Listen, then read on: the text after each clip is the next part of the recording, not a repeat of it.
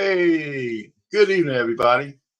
I know it's early 7 o'clock for all of us on the East Coast, and late 6 o'clock and early 6 o'clock for all you in Central Time. But anyway, I just want to let you know today we're going to be somewhat a little serious, but you know me, I'm gonna try to keep it light. So you see the title of what we're going to talk about today, right? 9 laws I would change if I or influence if I had the power to do so. And I want you guys to be thinking, what would you change if you had the power to do so as well?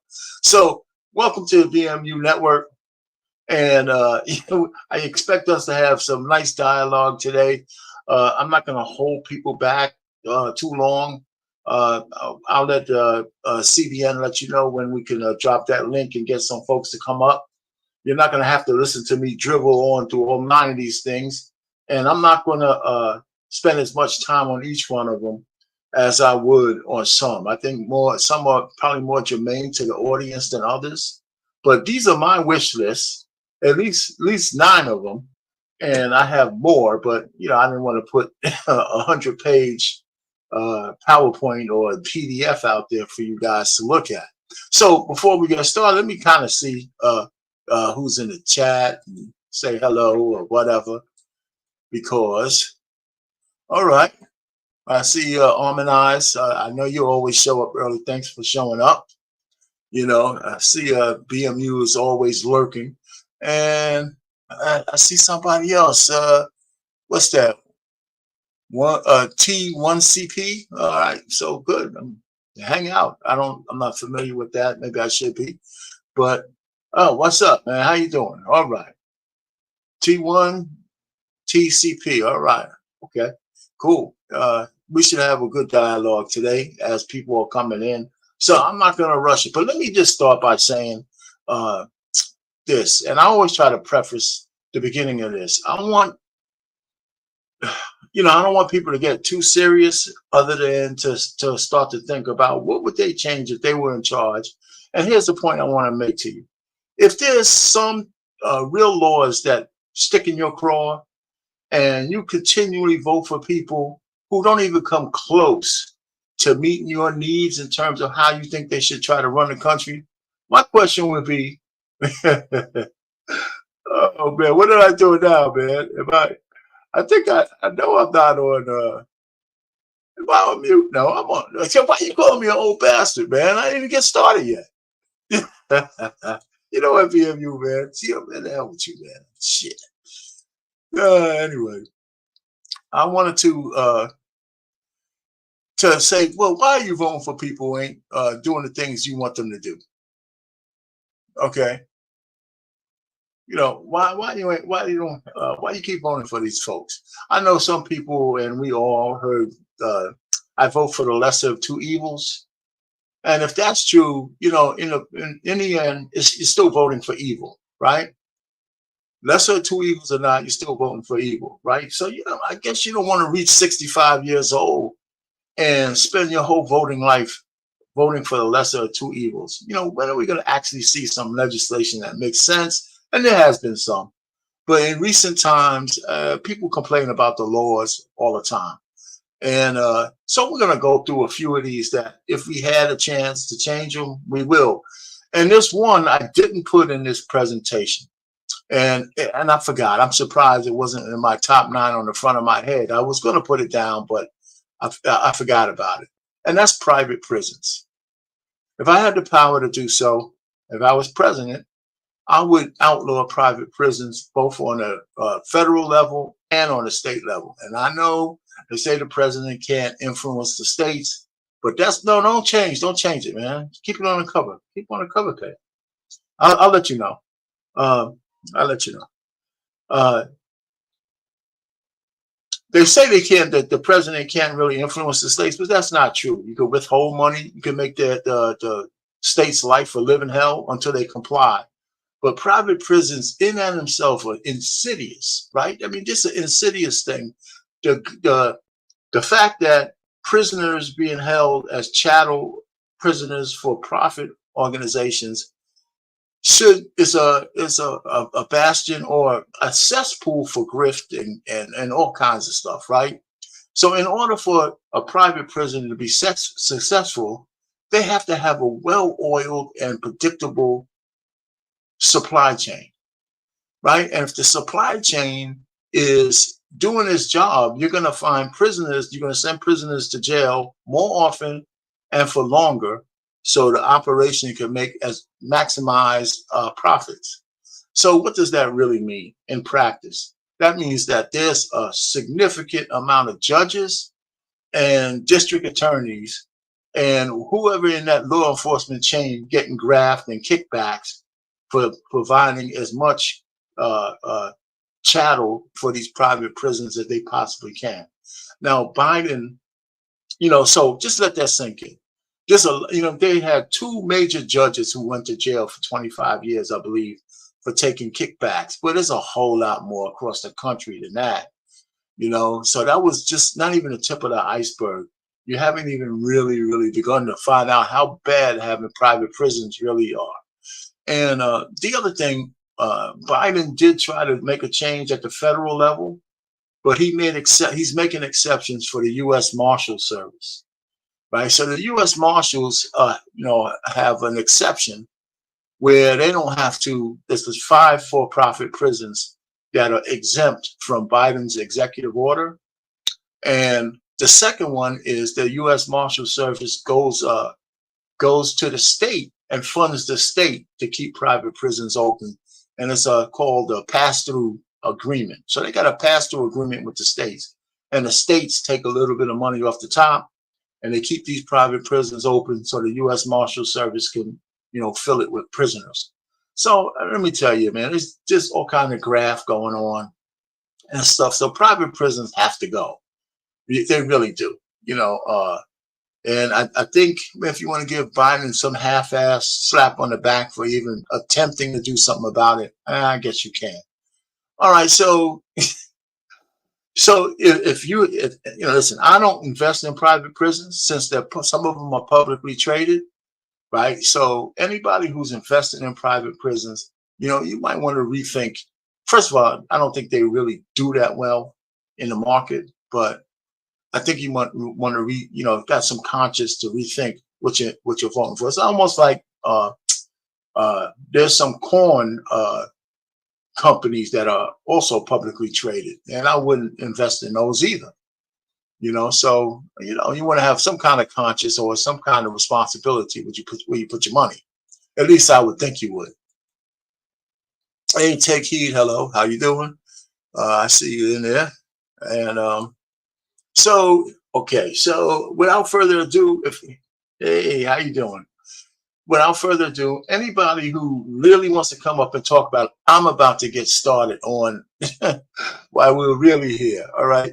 So, and we might as well talk. Let me just say that after me, we got Monday Mayhem with Embrace the Grace. So, I hope I can get people nice and warmed up for her, and so she could come and do her thing in her debut at 9:30 Eastern. That should be exciting to watch. So let me go. So CBN, if you go to this first chart. Thank you. I know we got it up. All right. So my first chart that, and you don't necessarily have to try to read all of this thing. I want to make a consistent change in this, what I call the Procreation Compromise Act. Of course, the baby deletion is going to be a big thing in this election coming up. But I think we still haven't been able to solve anything because we have two extremes, and each one of those extremes are unacceptable. On the right, we have the extremes where under no circumstance can a woman have relief of an unwanted pregnancy, even to the detriment of her own life. I mean, just thinking about that is just idiotic, and I don't know what kind of people can really push for that. I mean, I wonder how they sleep at night and thinking about how draconian that really is. And on the left, we have women who want unfettered rights, and I'm completely against that. You know why? Because none of us have unfettered rights to do what the hell we want to do. Nobody. Not in a republic, and I don't think women should either.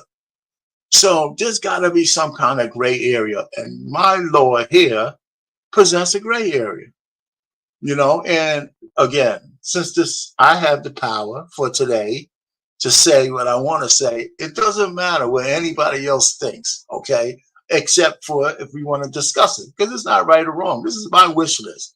You could come up with your own wish list, and we could comment on the feasibility of my quote unquote compromise. So I think there should be conditions in which a woman should be allowed without question, with some evidence, of course, to terminate a pregnancy, right? The first one is this, the SA.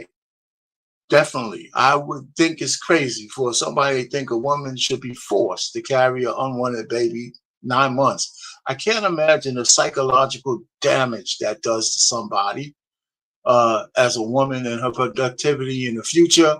I mean, some women can handle it because they have, but shit, man, women can't even handle a breakup with a boyfriend without going crazy. So I can't imagine, imposing something like that on anybody. That's one. Two, incest. Okay, that's self-explanatory. The safety of the mother, the adverse viability of a fetus. I mean, if the kid has 3 legs and 6 arms, is it really doing a service even to God to put a kid like that in this world that he would never take care of himself or herself, to burden the family, to burden the kid? I don't think. Okay. I don't think that that's something we should do. Okay. No, I don't. I don't agree with you, BMU. Anyway, so again, I don't have a problem with Plan B, and we definitely shouldn't criminalize women if they have a miscarriage, because that happens all the time in regular childbearing, childbearing age for women. A lot of them experience miscarriages, and they're really distraught over that. They don't need to be put in lockup and booked for trying to do a self deletion of the baby. And of course, I think we should provide qualified immunity to doctors providing these services, and we should ramp up the adoption agencies and make that a viable choice again by promoting it. Okay, so there's some other exceptions. We don't have to go through all the details, but those are my top 8 things where I think a woman should have the freedom, to do what she needs to do. But other than that, if you just want to go ahead and lay it down for any old Tom, Dick, and Harry, and just think you could just roll into to Planned Parenthood on a monthly basis, you're crazy. I believe that women should have an option to do what I'm saying. That's what I believe, BFU. I don't believe that anybody listen, she's got to, just like all the rest of us, a woman has to defend herself for getting into heaven. They got free will to do that. And I think she doesn't have unfettered rights, but there are some conditions where women should be able to alleviate herself from an unwanted pregnancy. And that's what you're reading right now. So, I mean, if anybody wants to come up and tell me that they got a better solution as opposed to these two extremes making everybody's life miserable, it's time for that shit to stop. Now, like I said, if I had the power, this would blanket the whole United States. So you could live in one state or the other. You got the same rules. And in the blue states, this wouldn't change much in the blue states, right? Because the blue states is almost anything goes. People will be making love to dolphins soon in the blue states. Anyway, so hit the next one. And if anybody wants to come up and chime in, you feel free. CBN, if you get to the next one, you got it? Yeah. Okay. This one we talk about a lot in these parts, but essentially what I'm saying is that a man should never be forced to pay child support for a kid that's not his under any circumstances, right? I don't care what it is. If the kid ain't his biologically, the state should not be forcing a man to pay for a kid that's not his. Just on the surface of it, this is a common sense law, right? So we don't have to read all the words. Listen, this whole thing about child support by estoppel, hell no. That shit is no, no. That's not his kid.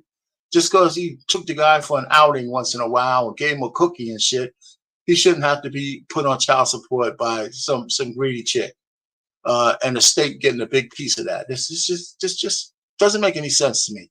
Here's a big one though.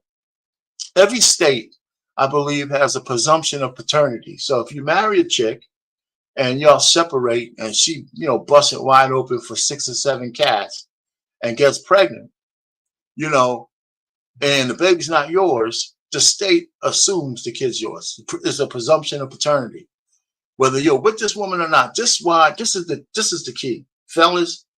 If you're broken up with your wife and you're on sabbatical and you're divorced, you're in the divorce proceedings, you got to hurry up and get that shit done, because you can guarantee you somebody's busting the chandeliers while you're going through these divorce proceedings. And if she gets pregnant, she might even get pregnant to spite your ass.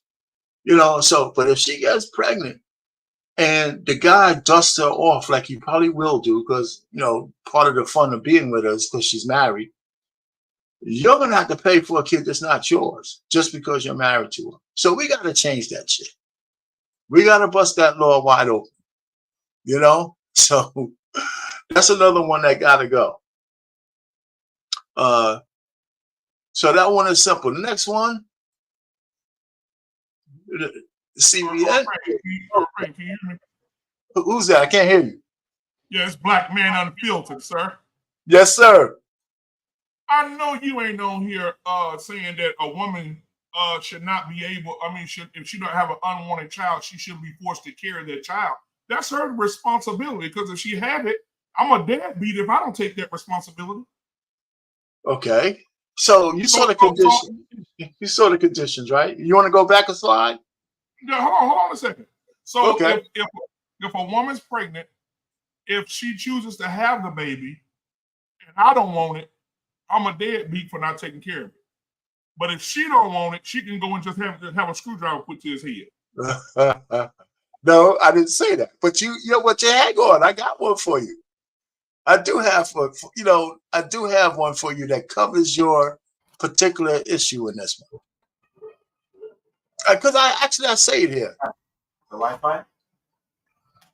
So here's what, and if I went back, right, in the second sentence, I said, in case of a pregnancy, an unwed couple where a man expressly does not want the baby, the woman proceeds, she has to be totally responsible for the kid. That's in there.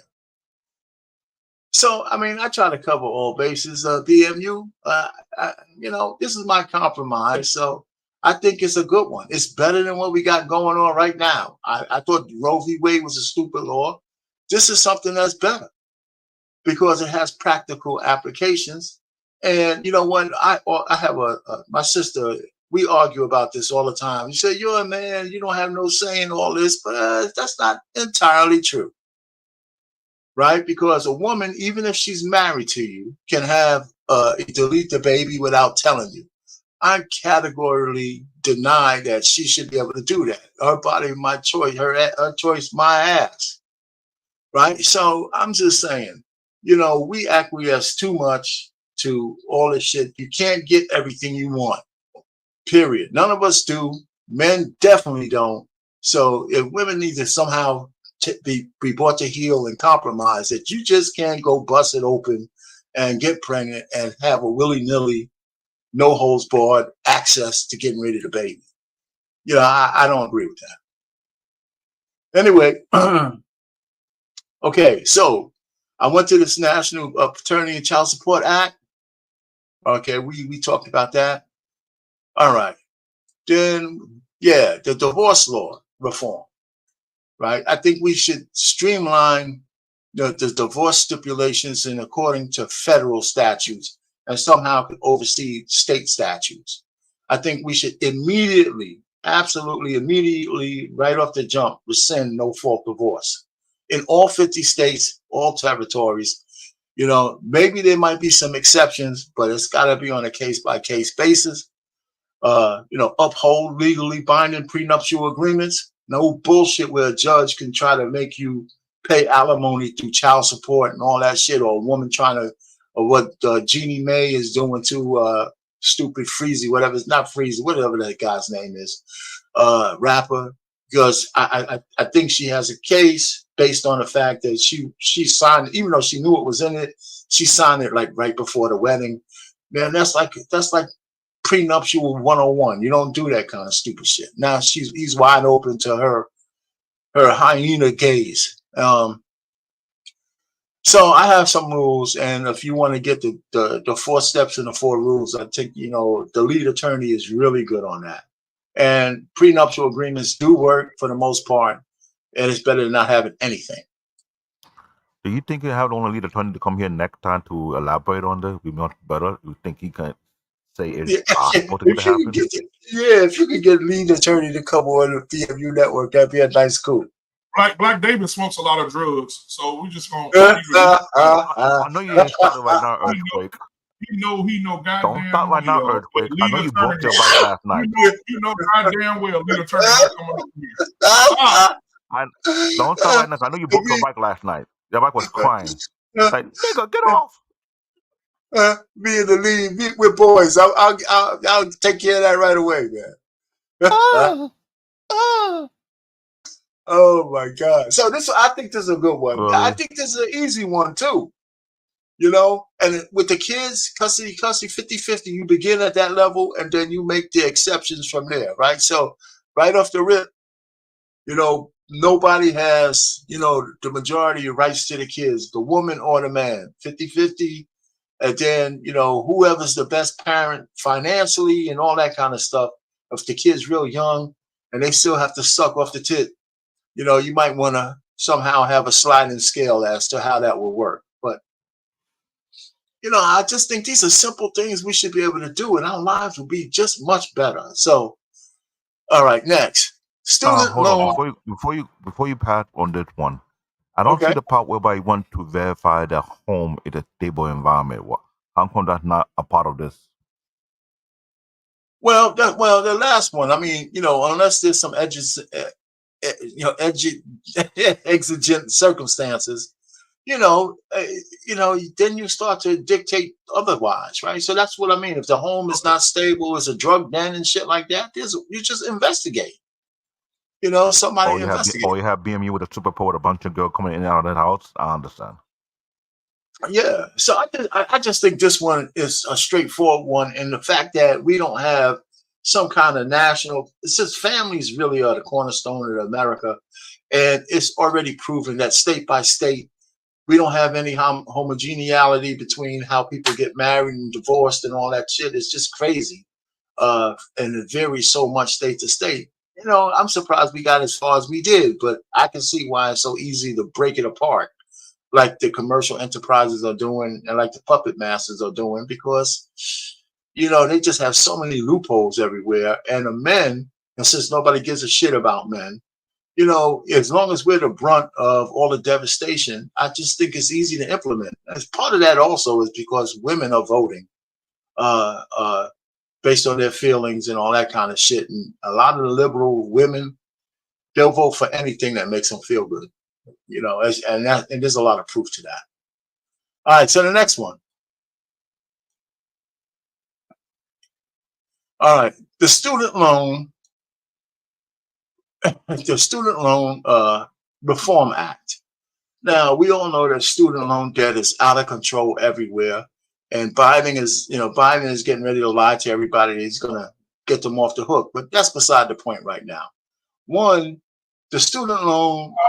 Can you tell us, Almighty Smiter?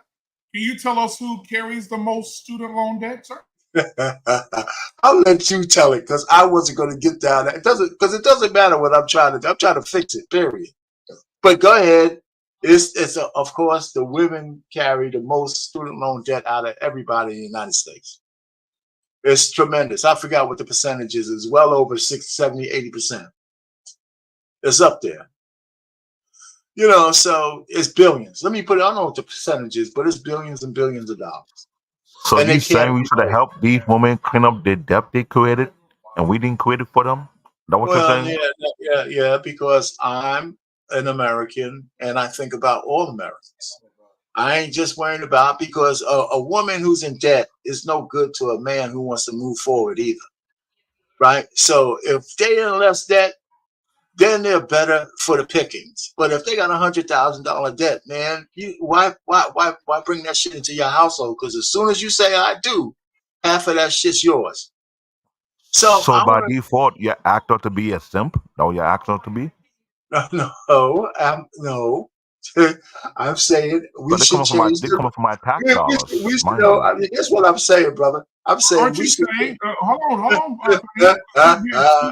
You have the two men here asking you, an African and an African American. Listen, well, Go the ahead. question is, are we going to add to what they already receive from the government and give them, since they're the most affected by this, are we looking for a way to get the most educated, the most enrolled, and the most graduated out of debt?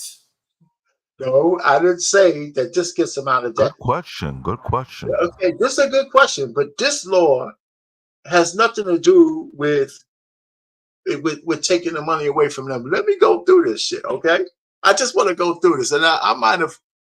I Okay, so this is what I wanted to say. The first one, we need to cap student loan debt interest at 3%, no matter what. Cap it, right? And the government can do that, by the way. They can cap their interest rates. This 10, 15, 12% that people are paying is ridiculous. For some to educate your leaders of the future, you shouldn't try to buck break them at the same time. This has nothing to do with women because this is the kind of thing that keeps men who might be otherwise college bound making a different decision because they don't want to be in that kind of debt. Responsible though it may be, sometimes for some people, college is a better alternative, and we don't want to turn it away from good guys just because the woman might get more bennies of it. So I'm thinking about America first with this one. So cap that shit at 3%. The next one is the most important one. Just like any lending institution has stipulations on when they lend you money, so depending on what you go to school for, your access to a loan should be capped. Now, if you want to go to school, for example, if you want to get African American or European studies, you ain't getting more than 10 grand a year. No matter how much you plead and beg, we're not giving you more than 10 grand a year, and that's even a stretch because you ain't going to get no job, and I can tell you that. You might be able to become a teacher and you might be able to pay this shit off in 20 years. Okay, great. If you want to be, if you want to do something more productive, not productive, but something more challenging that will pay you a bigger salary, you might be able to you'll get more, 35 to 50K a year. If you want to be an engineer, maybe a doctor, you might even be able to get a little bit more. They just booked the first school that's charging $100,000 a year for you to go. I forgot the name of the school. There's no school in America worth $100,000 a year tuition. I got a question to ask because I know in New York State they had a policy whereby if you get a 2-year degree, you work for New York City or New York State for 2 years. If you have a 4-year degree, you work for New York State for 4 years. Now, can we apply this on specific kind of degree they actually get and make sure they utilize the degree and not just get it for the sake of getting it and waste our money? So we Hold on won't for a be second. default simp. No, I hear what you're saying, but it's kind of moving the goalposts. This is a person going to school, and the programs that are already in place. This doesn't necessarily have to impact those because I think they have their own stipulations, right? So in general, the rank and file person who wants to go to a general any college, they can almost take out any kind of amount of loans to do stupid shit. That's all I'm trying to say. We should fix that. We should fix that. I get it, but what I'm referring to, for example, a person went to pre-med or medical school and got a degree in medicine. They're more than likely going to use that degree in medicine. A person who go Right. to school for engineering will more than likely use their degree for engineering. I'm talking Right. about degrees that people just get for the sake of getting, and they don't even utilize the degree. Are there stipulations we can use against those kind of people so we can teach other people a lesson? Don't try to go to school and waste our time and our money just to get, so I don't know, basket weaving degrees, so to speak. What I'm saying is a person who's trying to get a basket weaving degree can't borrow that much money. If a stipulation of getting a loan is dependent upon which degree you're going to major in, you can't just get all the money you want. It'll be capped going in. If I'm the lender, my question on the form is, what kind of degree are you pursuing? And if you say you pursuing an underwater basket weaving degree, I'm not loaning you any money. Maybe $5,000, maybe 10 grand at most in a year. With you writing me a full essay on how you're going to use that shit to pay me back. That's what I'm saying. So we want to catch him on the front end. The other thing that you kind of alluded to is once a person gets a degree, you can't dictate what kind of jobs. That's the market dictates the jobs that are available. No, I understand that Can I part. ask you What I've something, been Albanian? Real quick. When Yeah. go people ahead, go to BMU. when people go to college, they contribute their learning and their job skills, and when they get hired on a job, they contribute that back into the economy, which gives the economy more value. Is that correct? It could, yes. What? Okay. So if that's the case, then why don't we follow the same tactics as other countries and allow free healthcare and free school? You know why? Because you're getting a return on your investment because it's going back into the economy. The number one reason why we don't have free healthcare or free education in America is because people are racist and they don't want to share that with people who are not looking like them. In all these countries, all these countries that shit really works in, they're monolithic. Those countries are homogenous. Let me put it that way. So it works. So they share it with their self. In America, this salad bowl that we're in, I think that's one of the unspoken reason why we don't have those things. That's what I'm saying. Good answer, sir. Anyway, so you know what? Shit, I feel like I take that as a compliment because I haven't got one like that from you in like 7 to 8 different episodes. I love you, brother. You hear that, BMU? You need to come here more often and roast his ass. Anyway, all right. So, okay. And then the last one, I'm saying after we implement this shit, right, there's going to be no more government, forgiveness programs. So once you line up the actual loans against what you're actually going to do, you got to complete your field of study, find a job, and pay back whatever loan you took. Forget about the give back. So that's me for the Student Loan Reform Act. Okay, next. Okay. All right. So some years back, you got it. All right. So don't try to read this, but I'm gonna go through it. Some years back, somebody in their infinite wisdom said, let's get rid of the Immigration and Nationalization Service and put it up under Homeland Security. Now, the reason why it's a disaster, okay, is because there's so many priorities in who for the people who lead the Homeland Security Office. They're always making a money decision on what's the top priority. And if it's not immigration, then immigration and naturalization and enforcement will suffer. It will suffer. That's how fucking organizations work. You only got a limited amount of pot. So I propose we strip immigration out of Homeland Security and make it a cabinet level appointment, and let the priorities be immigration, naturalization, and enforcement all on its own, where the top czar makes his priority decisions on a budget that he has, and Homeland Security we only just liaison with and share information, but that's a separate entity. So the three major parts, of course, of immigration is this U.S. Citizen and Immigration Office, ICE, of course, and the Customs and Border Protection. And I added a fourth organization, And because all of this shit is a process to me, and the way my mind works, they should have an office solely dedicated to fixing the process, eliminating the bottlenecks, eliminate the bureaucratic bullshit, and opening the bandwidth so we can have a legal way for the people we accept through the natural points of entry, a pathway to citizenship, and then close down all of those fucking loopholes as forcefully as we can across the borders of Texas and everywhere else, without regard to all the liberal bullshit that we hear, and act like we're under siege and that we're at war to protect our borders. And that's what we should do. I got a question. Yes. I'm looking at it, and the first thing that came to my mind is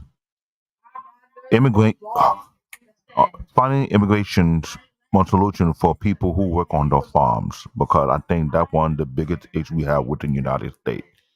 Because since there have been a shift of the demographic of people who actually work on the farm have changed, and for some period, I think we have a faulty system in dealing that situation whereby the cost of food have gone up because, for one, a lot of farmers heavily rely on these immigrants to work on the farm. And everybody know to work on the farm, it's not so much of a great kind of job that they actually get paid well. So I'm wondering what kind of policy will come in place in case of people who trying to work on these type of environment, so to speak, not just farm but also construction as well. That is something we all know. We cannot deny it. For more than 3 to 4 decades, that have been the driving force of this country to begin with.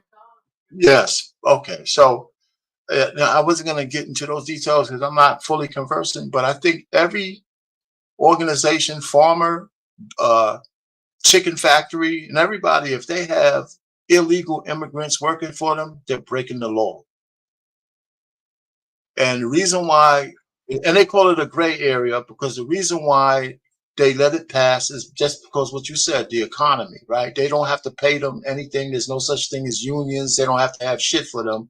They're just here illegally. But that's supposed to be against the law. Just like you can't have a nanny, that's illegal, right? So, but people do, but that's not the way it should be. Go ahead. Can I say something about this illegal immigration, bro? I just don't get it. Right? We got a big ass. You know what? Black David is in New York. We got a big ass statue in New York called the Statue of Liberty, right? Yes. And does anybody know what it says? We have to learn this shit in school.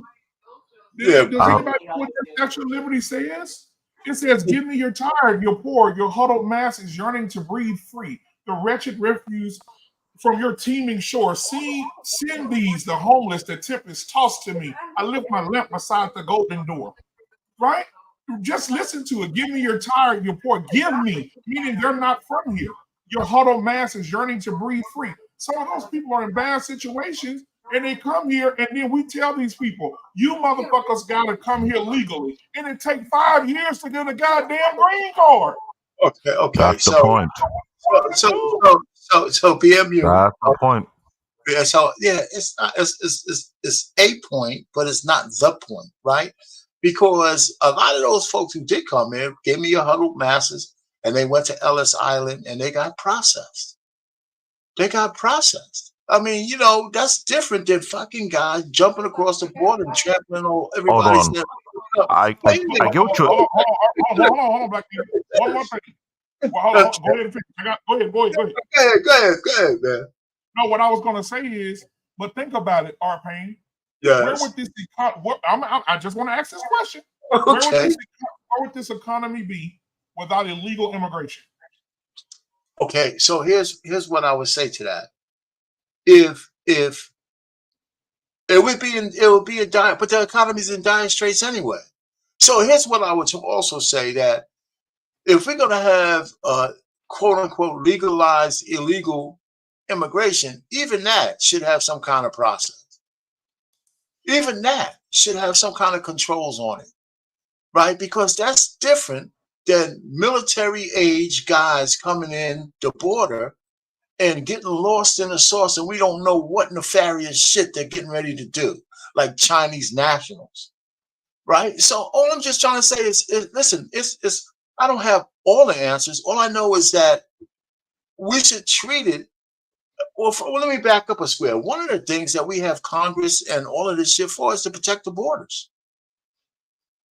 That's one of their planks, right? Keep the economy going, keep the laws flowing, and protect the goddamn borders. There shouldn't be no Democrat, Republican, or nothing. That's your fucking job. Can I ask Protect a the borders. question? No, wait. You can let me just say this. So if you have entry points, so you can process people who want to become citizens, okay, that's one thing. But if you have folks who are trying to leave because of oppression, they go for it. They're not even thinking about citizenship. They're escaping some kind of hardship in their own country, and they're illegal for a standpoint, but we need them to work certain things. They should still be processed. And they should be put in a category that could be controlled. That's all I'm saying. But go ahead, Black Dave. Okay. Hold on. BMU, I'm sure you remember this. I'm sure you remember this. When George Bush Sr. had an idea of having these immigrants have some kind of ID to come through the border to work on the farm, and when they're done, they can go back to their home. What happened to that particular policy? Because it will reduce. They can come and work, mind you. That should not stop them. As long as they can able to go back. After they work, when they get paid, they can still pay tax. What I'm referring to, why can we have a certain kind of policy in place that is very detailed and can resolve this issue instead of quote unquote you letting these rich folk abuse the system? Because let's not forget, you just mentioned yourself. We allow these work to be have illegal nannies and they bend the rule for the sake of cheap labor, just like for example, Tyson Foods who fire over 1,200 American workers just to hire migrants for cheaper labor. Right. But those people, okay.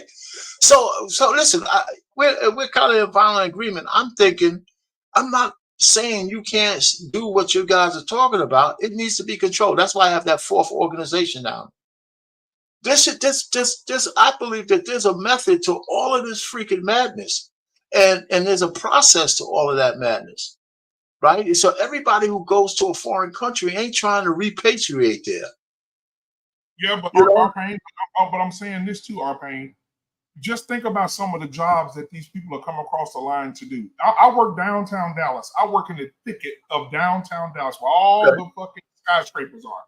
And they're down there building more buildings, more parking garages every goddamn day. It's a construction site. 98% of the workers are illegal immigrants.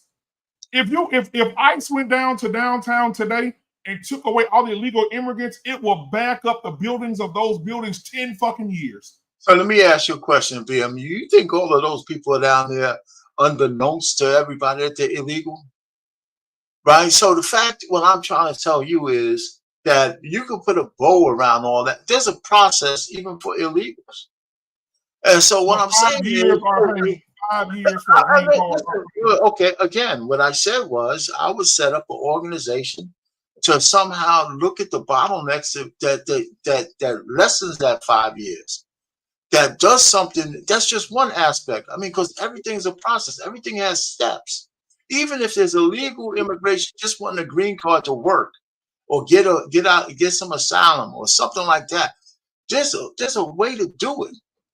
If you allow people to actually work and get government fucking stuff out of the way, you know, it shouldn't have nothing to do with Democrat or Republican. And so yeah, those people in the labor force who are illegal. Right, there could be a category where while they're working and we know it, they're no longer illegal. They're not citizens. And that's why we're referring to about the ID program, because there was an ID program that George Bush introduced that will eliminate that issue. Because what BMU is talking about is also the same in New York City, doing the construction site out here in Manhattan. A lot of these jobs, the illegal immigrants come in here as well in New York City to do these jobs. Where they take 1 million workers, they share that between 3 illegal immigrants to cut down the cost. Same thing applied to Florida. All right, so let me ask you guys a question. I'm cutting you off. I mean, you could continue because these are little details. I didn't come here to try to fix all the details, but here's one thing I think we can agree on. How can we get to any of these details if immigration and enforcement or naturalization is stuck up on the Homeland Security as a secondary operation?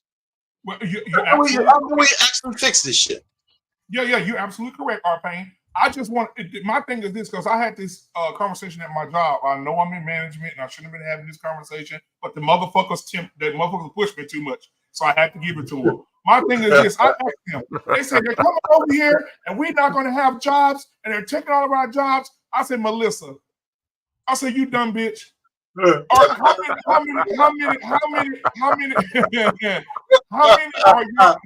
many are your brothers and uncles are gonna go out there and pick fruit in the field for 8 hours a day for hardly no money and get the oranges for the orange juice, the apples for the apple juice, the apples for Walmart, the apples for Target, the grocery stores? None of you motherfuckers want to get out and do that kind of dirty work. Y'all not gonna do it. Or work at the groceries. Hell no, they're not. They're not. So I think we're kind of violent agreement. All I'm just saying to say is we could put controls on all of these situations if we have people focusing on that kind of control.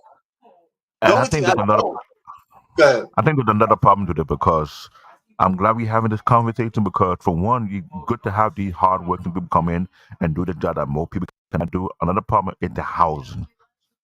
New York City, perfect example. We have so many outdated building that need to be teared down a long time ago and have better building built in place whereby it replace the violation of building code. For what happened in Georgia, what I heard, over 100 families had to move out of a slumlord and apartment complex that had 231 violations whereby it was hazardous to live. I think the problem is right now is we have 20 banks buying up property, jacking up the price. So if it's hard for us American citizens to afford housing to a certain degree, what do you think will happen to the illegal immigrant if they want to live here and work on these farms, or work on these supermarkets, and work on these type of jobs that many other lazy ass people don't want to do? So what can we do to create an environment whereby they can get housing affordable and not break their neck?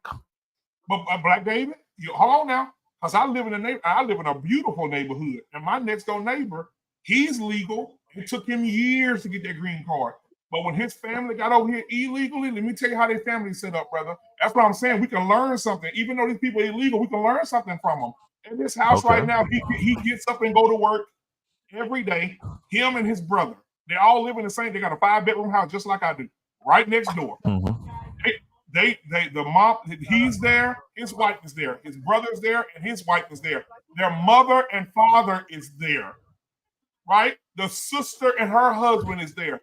There are like 4 or 5 couples there. And then there's grandmama and granddaddy watching the children every day while they're out working.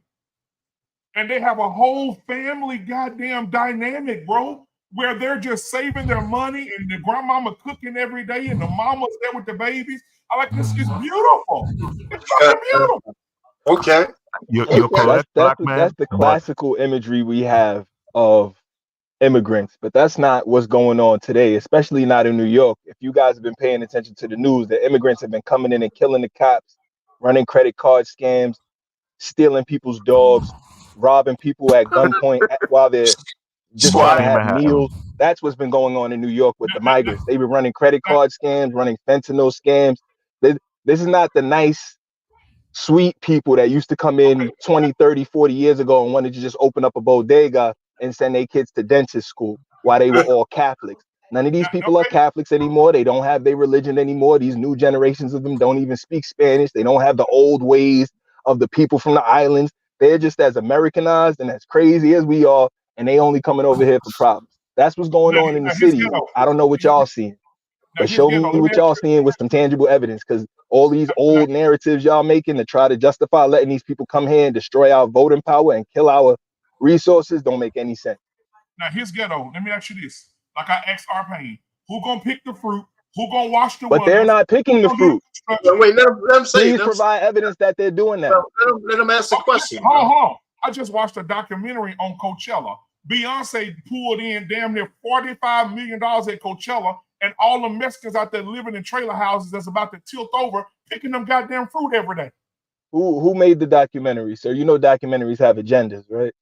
No. They were talking about how much Coachella made. You know how much Coachella made? Right. I didn't dispute that. I asked you who produced the documentary because documentaries have agendas, and the information you get from a documentary, you have to be careful and make sure you double check it, because it could be coming from a skewed lens of somebody trying to push propaganda.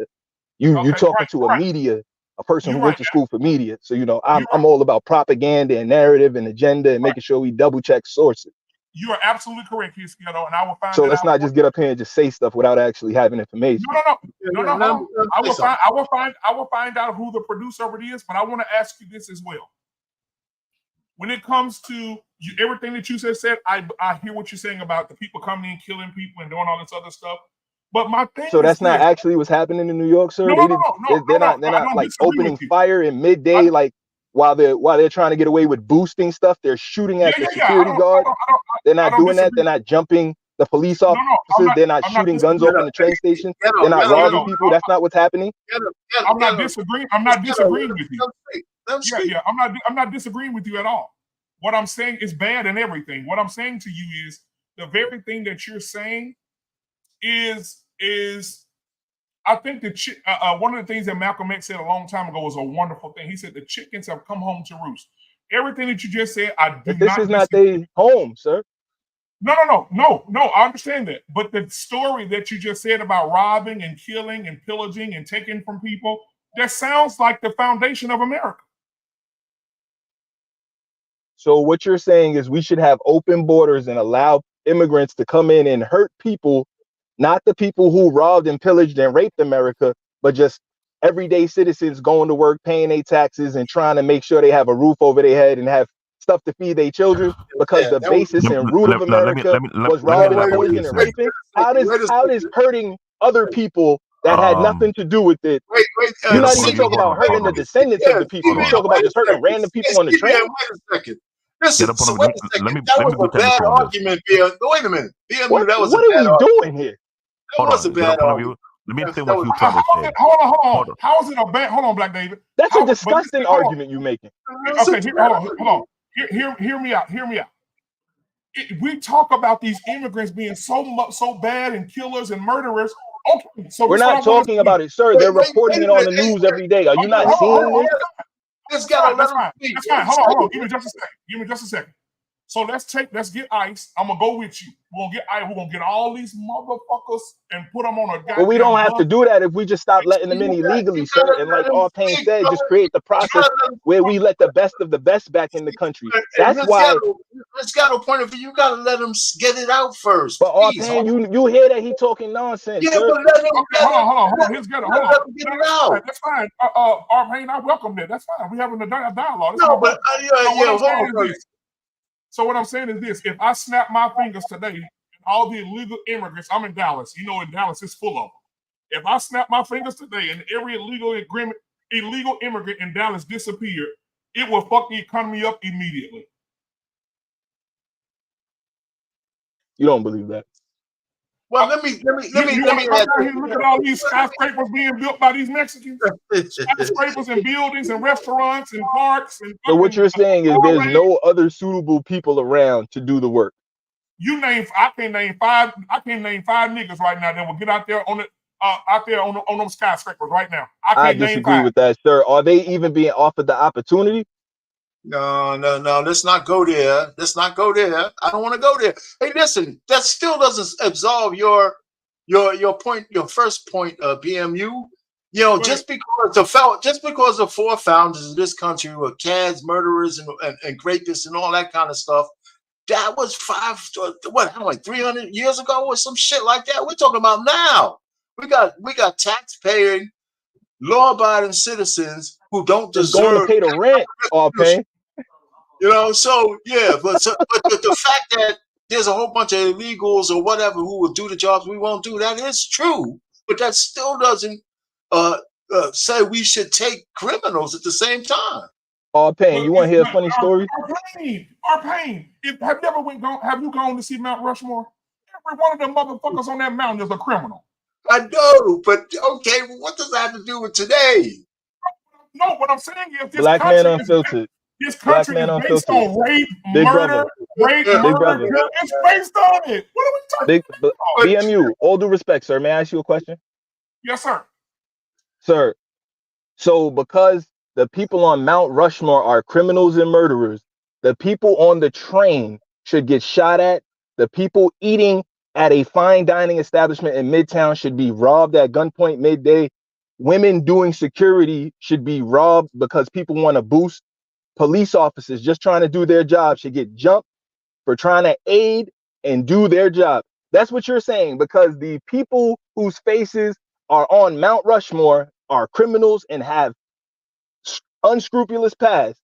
People today who have no connection to those people, not even their descendants or they kin, should just be randomly accosted by immigrants. That's what you're saying. No. What I'm saying is right now, this. It sounds like that's what you're saying, sir. No. What I'm saying right now is we're still following a constitution written by those racists and motherfuckers. So we got a constitution that we still following. The rules that we follow was written by rapists and murderers. Yo, BMU, I hear what you're saying, man. Let me tell you, these are poor arguments, sir. And the sad part is you're an elder in the community, and this is the argument you making still as an elder who's seen so much. That's the scary part, because you get on your platform and you share this information out with people like myself who's looking for elders to listen to. That's the real scary part of all of this. Bro, what I'm saying is, though, why would we as a country have a Statue of Liberty that says, bring me your masses, you're tired. It was a gift from France, sir. You know the history. It was a gift from France. You act like we created it ourselves. It was a gift from another country. You was supposed to say, no, thank you, take it away. That's not how you do politics with other countries, sir. You accept they gifts. Sir, do you know that astronauts from America, when they went and visited Russia, they pretended to give them moon rocks, and those moon rocks were found to be just petrified pieces of wood? You're talking about we should have turned away a Statue of Liberty that says a poem at the bottom? Come on, sir. Like, we can talk about the gifts that countries give each other all the time. That has nothing to do with anything. Okay, so here's good. We had our debate. Let me ask you this question: How would you want to, if, like, we're talking about laws, if you had your way to put the laws in place for immigration, what would your immigration law look like? My immigration laws would be similar to classical immigration laws, where people would actually have to qualify to come into countries. They would have to it would be merit-based. Do you have enough money in your account? Are you of a particular education status? Do you run businesses? What value are you going to bring to the economy? Do you have young children who are also smart and healthy and will grow up to be valuable members of the economy, tax-paying citizens, business builders who will bring jobs and develop communities? What value do you bring to the economy? What are we talking about, sir? If you don't bring value to the economy, you're just coming here to just live off the taxes in an already massively indebted country. No. So everything that you just said, bro, I don't disagree with it. So how long? So in what you just said, how long would it take an immigrant to be processed to come into the country? Because right now it's probably average 4 or 5 years. What's wrong with that? What would be wrong with it taking 10 years? So what would yours be? Well, how long would it take? Probably 10 years. So we should want to know the people that are coming into the country. If you're talking about adults, it should be a 10-year process. They can get preliminary papers. They can come in on a preliminary basis. They can come in on a trial basis once they are verified. Let's have a 12-month initial paperwork process where they do initial interviews and we test their mental acuity, their acumen, see their background, do the things that people do just to get a job in this country. It's harder to get a job in this country or go to a Ivy League school than it is to just get across the border of this country. And getting across the border of this country will do far more to change the life of somebody from another country than just getting into a particular school or getting a particular job would for somebody who's already here. So that's crazy that we have less standards for that. Yeah, but here's ghetto. I want to say this to you, brother. Like, with all seriousness, bro.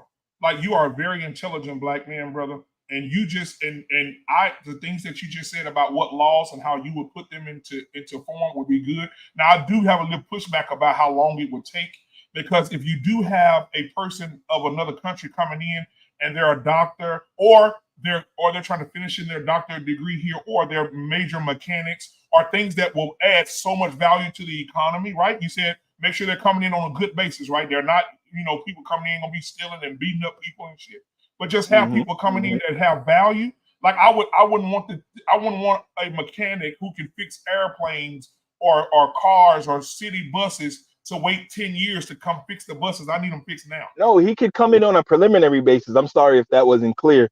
I would give them like, don't we give people vocational passes now? Don't we give people working passes now before they gain citizenship so they can come into this country for preliminary periods of time or temporary periods of time, as long as they have a work visa, I believe they call it. You can get an 18-month, 24-month, 36-month, 5-year work visa. And as long as you're actually like positively contributing to the society, that during your work visa time, that's all credit towards you getting great idea. That's not. Hold on, get up on the view. Hold on. Let him finish. Let him finish. Like, and as you're on your visas, you keep getting new visas, and that all contributes points towards your citizenship time. I don't see how that would be problematic for somebody who's claiming to allegedly be here for the long haul and trying to build a family here. 10 years goes by in the blink of an eye, as you older brothers can attest. Y'all, I mean, come on. So, Ghetto, I got one question. Hold on, Black. Then we'll let you rock after this. Ghetto, I got one question. Are you normally busy on Tuesdays and Fridays? What's up, sir? Are you normally busy on Tuesdays and Fridays? No, not always. Okay, what is your contact information? Are you able to put it in our private chat? I would like to get with you on some other shows, man, to have your perspective. Yes, please. I would love to. Yeah, as long as you let people speak once in a while, Are you able to put your contact information in our private chat? I'm gonna put it in the chat right now. Okay. I appreciate the dialogue, brother. No, yes, sir. I appreciate you. Get up on the view and have a great point of view. Knows I got a bunch of love for him. Even though he gotta put me in my place sometimes. He know it comes with love. I put you in your place. I'm putting it in the chat right now. All right. I appreciate it, brother. Get up on the view and have a great point of view. But my issue with that particular idea is the fact that on the tech side of things, the people from India abuse that way more than anybody else. Black David, you illegal, right? Black David, you illegal, right? No, I'm not illegal, motherfucker. I'm legal. I am legal. I can deport your big fat ass across the border, okay? Don't you start it right now, okay? Earthquake, motherfucker. So I like the dialogue too, but I think the 10 years is a little long. But as long as it's within a process, then I won't lose any sleep over it. I just think we have processes that need to be implemented, and I think the bandwidth just needs to be a little bit bigger, so we could process more people in an orderly manner. So, all right. So that was good. So I think so. People who immigration always hits a nerve. What's next? It's a trigger. It's a trigger. Yeah. So what's next? What do we got next? Challenge the Citizens United versus Federal Election Committee. Oh boy. Yes, yeah. A lot of people don't get this one, and so I'm not going to get all detailed. First of all, this Citizens United, where they can, it creates an unfair balance between corporations and the regular average voting citizen, because these guys can put unlimited amount of money into organizations that influence elections, as long as they don't give the money directly to like the DNC or the RNC. So, AKA dark money. If it's dark money, even if it's not dark money, they can hide this shit, right? And okay, well, yeah, what's okay? But the difference between immigrants and okay, let's see that. Anyway, so my thing is, I think we need to reform and go back to the Supreme Court and say you made a mistake, Supreme Court. We see the damage that Citizens United has done to our voting rights and the way people vote. And it's like a big grift now. Whoever has the most money, whoever has the most influence based on that money, wins elections, right? And it wasn't supposed to be like that. So we got to halt that unlimited corporate and union, spending at some point. Somehow get rid of that dark money, or if we're going to keep it, they got to be thoroughly transparent. And right now, they don't even have to do that. So halt increase influence of that money, and okay, remove barriers, and impediments, which with strict campaign reform. We can't even do campaign reform because of that dark money, because the campaign reform doesn't even touch that area. So we're putting the campaigns under real restrictions, but we're not putting restrictions on how much money comes through the back door. Right. I got something to say There's a about lot this. of other things. So go ahead. So this one is a big one for me because the average ordinary citizen who only could put $20 in somebody's campaign coffers and don't have no big money to go back door, it's funny we can't get nothing done. Go ahead. I remember somebody, I'm not sure what the party that mentioned this, but he said, either he or she said that if you can have every politician dressed the same way as a NASCAR driver would dress and let them have the logo of those who are sponsoring them, then it will make it easier for people to pick who they want to vote for based on who is sponsoring who. For what entity, from what group. Because you look at NASCAR, they show all their sponsorship based on which company, right? Right. If we can have all these politicians wear the badges of those who are sponsoring them, by far, it will make people say, no, I don't trust this person not one bit, because first and foremost, the person who is sponsoring them don't represent us. If that was the case. Or we Because know what that person who's sponsoring is about. And so we don't like that about. Right. The level of transparency need to be made mandatory, so we're gonna know who is sponsoring who is backing who, so we know if this person on our side or not. Because if that's no ill, it was Jesse Ventura. I remember now. It was Jesse Ventura who won his own election seat as an independent. He mentioned that. Right. Thank God for that one. Minnesota, right? It was Minnesota, I believe. Right. Yeah, it was Minnesota. Because he said what's going on in the election is kind of like very corrupted.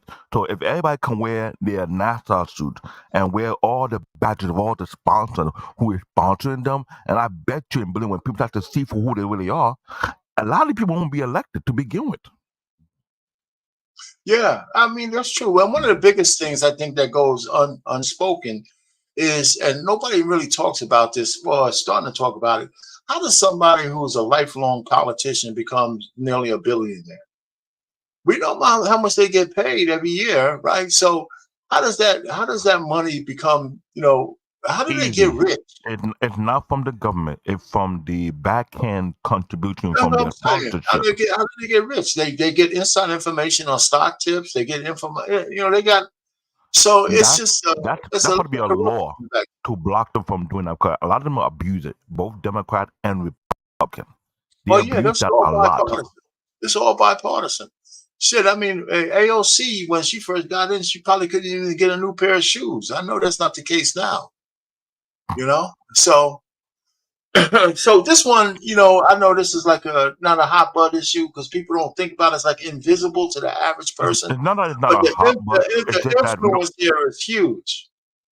It's not even a hot button issue. It's the fact that we don't have leverage. It's more of a leverage issue, not a hot button issue, because all these politicians, for them to get into office, it's who the higher bidder, who will put money in their pocket and do what. Remember, BM, you mentioned this before. We don't have a level or collective power of as a whole to leverage any policy to do anything for us. That's one of our biggest issues, because I remember I keep saying this. You cannot say we are a black community, but in the same breath, we say you're not a monolith. When we're not a monolith, then by all means, we're all individuals. That being said, we're bound to lose regardless. If any other ethnic group are working at the monolith for a common goal, for a common achievement, but us, like a bunch of sheep, or it's more like a billy goat, too hard-headed, don't see the error of our way, the more we continue down this pathway, no one should come, to be honest, not one person should complain at all, period, among our black people. Since you refuse to be a monolith, want to be all individuals, that being said, just shut the hell up and absorb your punishment. It's what it is. Yeah. I listen. This, I hear you. I do hear you, but like this situation is so much bigger than race, man. It really is. No, I understand it's bigger than race, but you need to understand who is benefiting most through the election. no, All the other ethnic groups. Oh, it hold benefits. on, hold on. I'm from New York. There's multiple ethnic groups. Yes, But who but I does it also know benefit? this Who does though. it benefit? Who does it It benefit? benefit though within. I say with the people who are above the black community are benefiting No, more no, than no, we no, are. no, no, no. See, you keep who does it benefits the rich class. That's who Yes, it it may. benefits. It doesn't matter It what may. your color is. If you ain't a part of that class, you don't get any benefits. And I'm glad you That's the mentioned point. it. We gotta It stop said the rich worrying class. about color all the time, man. Listen, Okay. I'm gonna get to that part, but Okay. this issue is not a racial issue. It's a national issue. It's an issue that affects all of us, white, black, and everybody who can't join that class. It It's more of a strips the classism. voting. It strips the voting rights against all individuals who are not rich, who are not part of that elite class. Not just black people. We got everything doesn't revolve around us. God damn it, man. It doesn't. Okay, next. I mean, what's next? If you don't mind. All right, this is the The middle one class where reclaim act. this is where we mostly reside as black folk, right? But along with the majority of white people and everybody else, we talk about the poor a lot, and we know the rich are grifting everything they can from us, whether it's paying taxes or not paying taxes and all that shit. They got the loopholes. I propose that we have something that is directly impacts the lives and betters the lives of the middle class. And I took a swath there, right? Saying like a middle class has been broken up into stratospheres, the lower, the middle, and the upper middle class. So I was just saying, if we did something that, well, it costs $500,000. I was thinking about just putting $1,000,000 because you're still like almost in the upper middle class, but you're middle class nonetheless, even with $1 Hold million. on. 500,000 is more like an upper class. No, and it's still a middle class. Hold on. It's still a 500,000 is middle not class. middle class. It's not like an upper class. No, it's still a middle Okay. class. I'm Okay. saying it's still a middle class. It don't look And, like it the to me. middle class it's an upper middle class. I'll give you that. Okay. But it's still a middle class. Believe me, if you have people who made $500,000, a lot of them people, because their spending habits, complain just as much as a broke fucking guy. So they do, because they're not really that savvy with their money. They might be making it, but anyway, I'm saying there should be laws geared towards making the middle class strong again, because there are some things that are going that's weakening the middle class. I wonder Okay, who would say so who crazy. give Edie Man Williams. Let him come up and tell me what the hell he's talking about. Anyway, so Who this is is crazy? that's I the like thing. to know. Yeah, so here's my thing. Let me reiterate to everybody that whether I'm crazy or not, these are my He laws. joined the panel just now.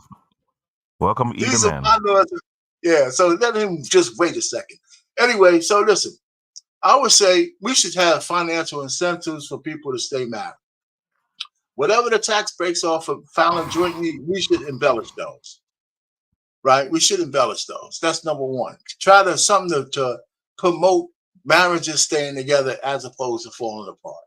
I think we should increase child credits because we probably need more babies within wedlock so we could have better families that are growing within a structure as opposed to like out in the field, right? Like we are right now.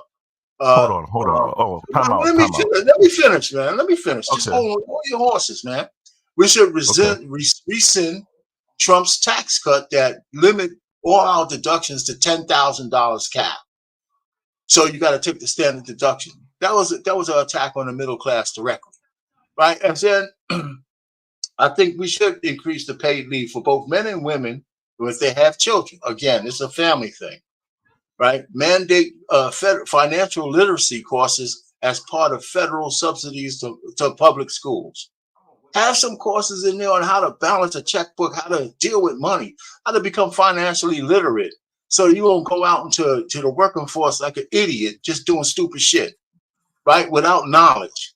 And then impose a tax on sugar.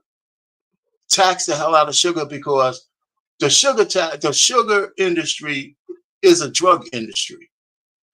And that drug is as strong as any other drug that we have out there, and it's destroying lives. Right? And we let it go unchallenged. And then, of course, mandate Medicaid in those areas where the red states refuse to take the money to expand the ACA and those kind of things. And there's more. So those were mine. But go ahead. Go ahead. Now, Black. what you mentioned earlier, it kind of like struck a weird chord. Are you saying that we should promote to a married couple to produce more children and you get a more tax credit? And that's what I'm hearing. Like, so you're saying, let me get this correct. Instead of married couple to reduce how many kids they're supposed to have, the more kids they produce, the more money they get. Is that what you're putting out there? So would that force women to be home more? I don't know what I'm saying this because of the way I hear it. There are men out there who are married. If this actually became law that the more kids they had, the more money the government would give them, the first thing going to happen is BMU know this very well because he want us out. And he from that lineage where people had almost 9, 10. What? What are y'all talking about? Y'all just talking up here tonight. Hold on. What are you saying? What I'm referring to, it will bring back the good old days. And BMU know what I'm talking about, where you have old school family back in the day to have like 9, 10 kids. And that what you're pushing out there? Because there's some funny dudes out there that will make sure they wife keep on popping out kids.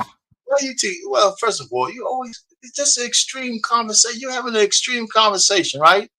Most of our kids that are being born out of wedlock, when we all know the statistics that's not the best way to raise children. Right? But see, okay, either man, let me just finish this. I'm saying if you're married and you have nobody's saying have 10 or 12, you're gonna use some reasonableness on how many kids you're gonna have within wedlock, but that's a better situation. And then if you ever saw Idiocracy, you would know what I'm talking about. Go ahead, Edie, man. Go ahead, Edie, man. Go ahead, bro.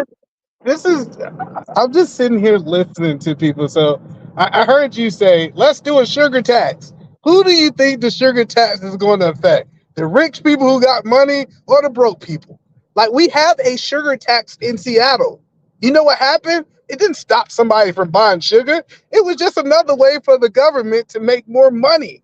So this idea that just because a sneaker bar costs me 50 cents more, I'm not going to eat no goddamn sneaker bar is kind of crazy.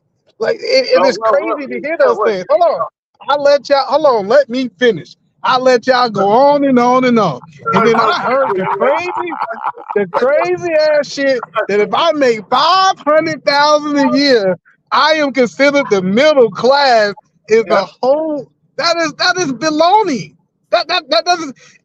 I even if you would say, well, you're lower upper class, I say, okay, maybe I can succeed to that. But there's nobody complaining because you said the people who make. I have friends that make $500,000 a year, and they're not complaining.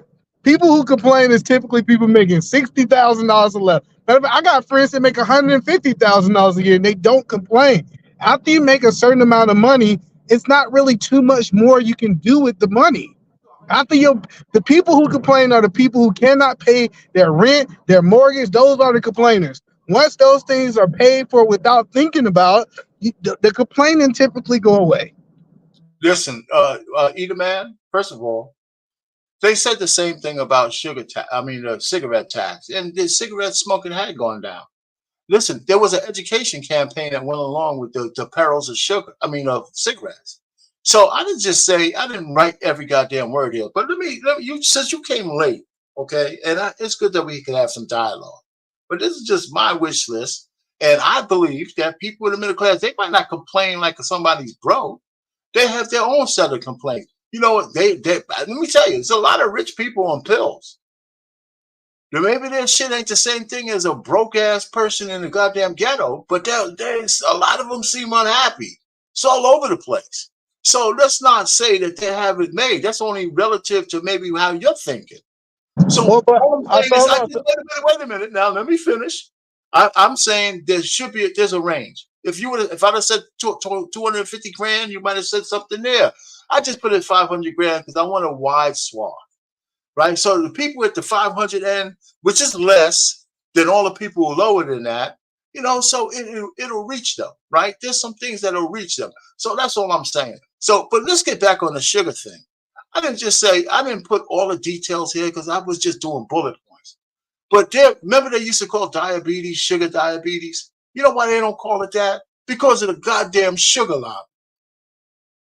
And if you started doing propaganda advertising on the perils of how sugar could kill people, even at a young age, obesity and all that shit, changes ways of what you say. It's like anything goes, like the big gulp. I remember they try to put people giving their 2-year-old, 5-year-old kids a 64-ounce shit of sugar. I mean, come on. So there's got to be some kind of information. So it's wrong. It's wrong. That's the whole point is that's not the government responsibility. Like we listen, just because people don't want to be accountable for their own goddamn kids, we want the government to come in. Because look, because you don't understand it.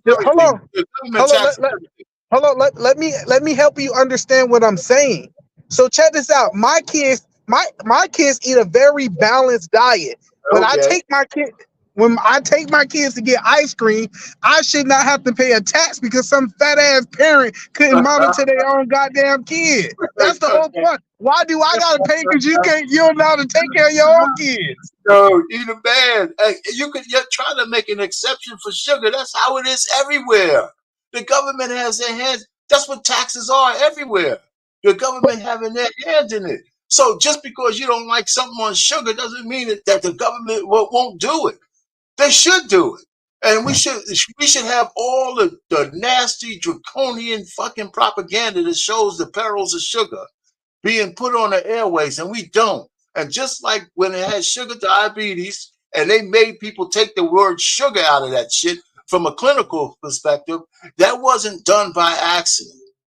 I get what you're saying, but I'm living in a state that have a sugar tax. They tax it. Hello, listen. They tax the sugar tax. They did no advertisement. It was just another gimme for the government to make money. I just don't understand why people are so advocate of giving the government more of their money like it fixes the situation. That does not fix the situation in Seattle. Okay, so you don't like that particular point. Let me ask you something so we can get back on point. Do you think the middle class can use some kind of break? They do. They have a break. Oh, okay. So you don't think the middle class is under siege by both the rich and the poor? No, I think the middle class.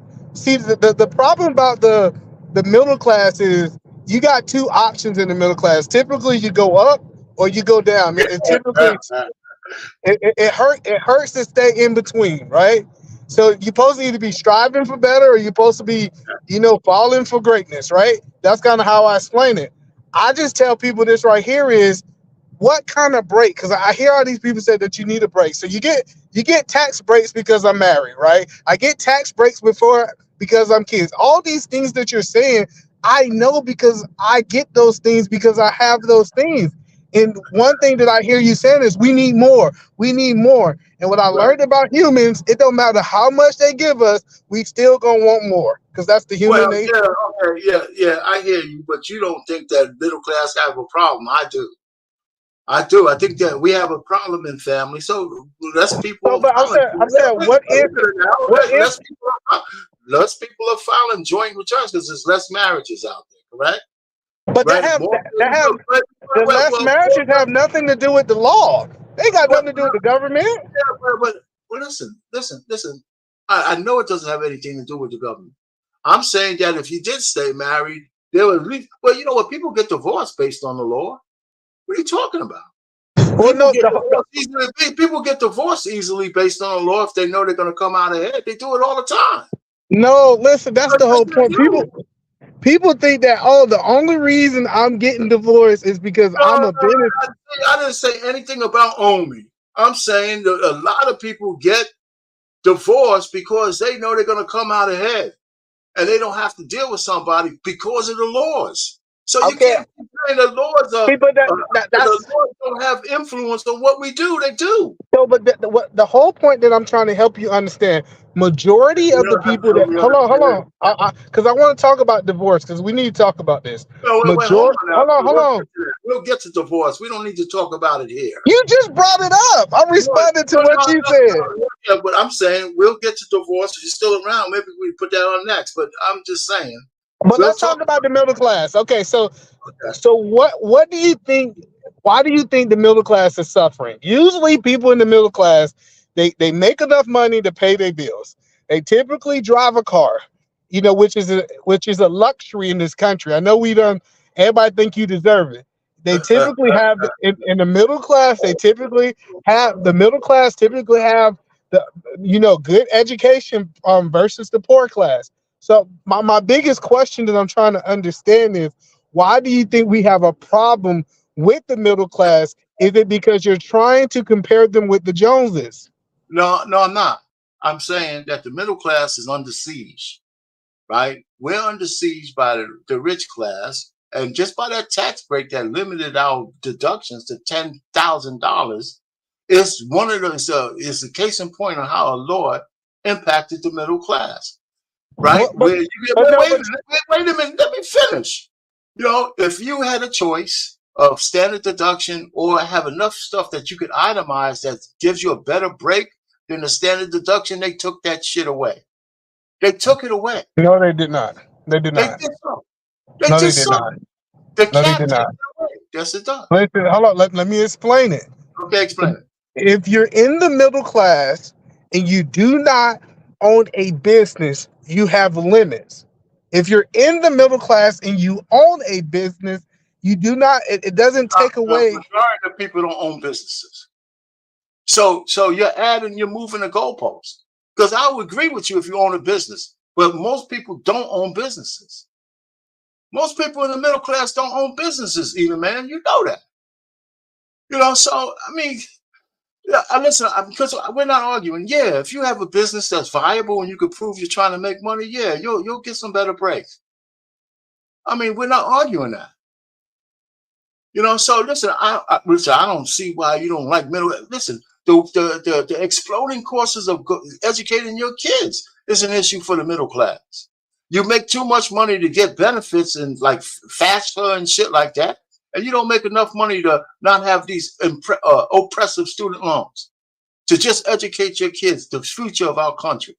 So yeah, I mean, even if I didn't put this down, because you would have really kicked my ass, that every dollar that you have to spend for tuition should be tax deductible.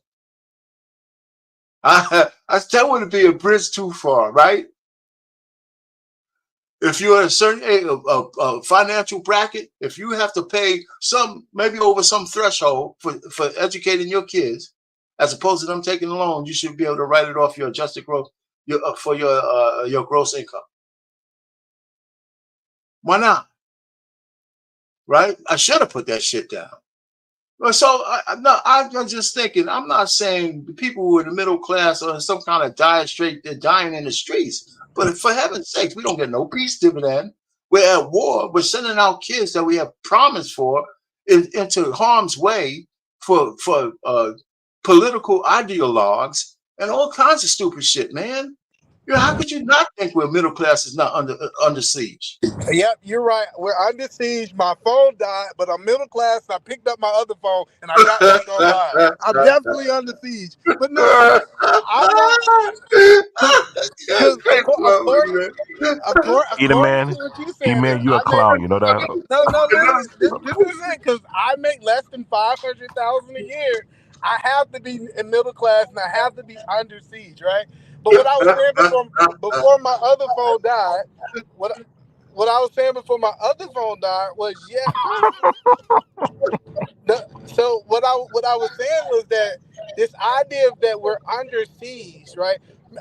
My phone died, so I didn't hear what you said. Can you repeat why? I don't know which part you missed. All I'm just saying, I should have. The biggest thing I said is I should have put a item on here that over a certain amount of money, if you pay for college tuition, it should be tax deductible. It is. So the interest is right. So I don't. So the whole biggest thing is, I personally believe this right here is I believe that we pay enough taxes that we should not have to pay for school. I think that school should Oh, actually be. I actually think that school like college should be something that's kind of just like grade school. You just had to be able to meet certain requirements on an academic level to get Thank into you. those schools. okay, I do Thank agree you. on that, right?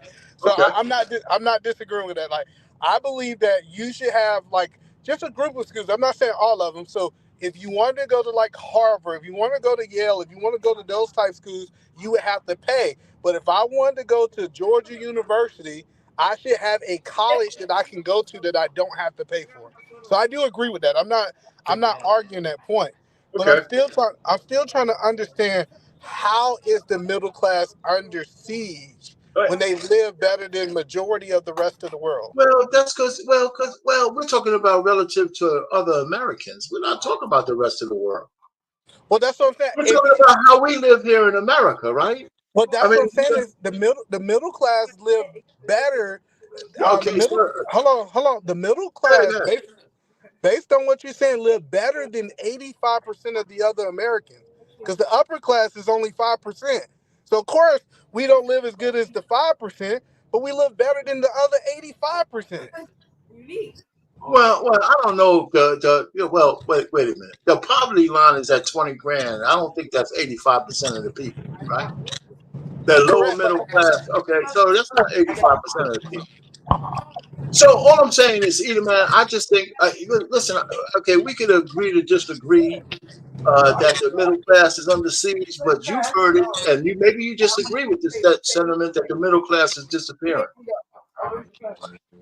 Yeah, I somebody, think Black David, you got a mic open and you need to be on mute or That's something. me. That's me. Yeah. Um, well of course I do agree with either man what he's saying to some point, but for those who are making around, let's say, 100 to 150,000 dollars a year living in a state like New York and others, whereby the cost of living is much higher compared to other areas, there is some issue with that, which I fully understand. So it may not be affecting all middle class, but based on where they live, that's more of an issue.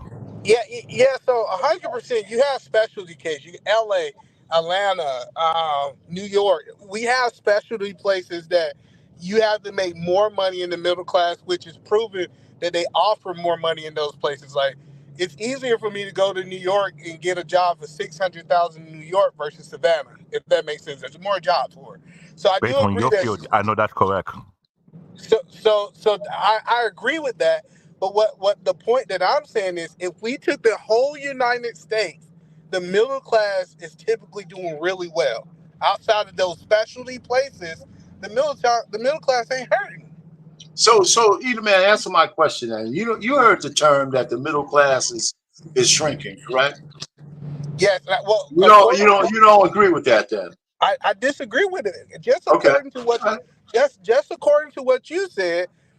Back in the day, if you was making $500,000, you was considered the upper class. Now those Yes. people have been sucked into the middle class. So actually, the middle class is actually growing versus shrinking. I actually got a deeper question to ask you. Or 500 grand doesn't take you as far as it used to. Well, that's always going to be the case. Okay. 50, But go ahead. What you gonna ask? but this is the bigger question. The 500 grand is not really that important.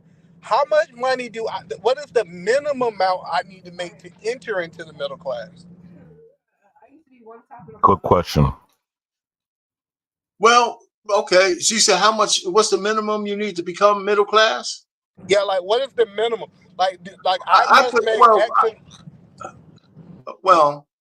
I don't know the whole answer, but doesn't have It something cannot to be do with 50,000. 50,000 is not middle class. That's lower class. not according to the tax law.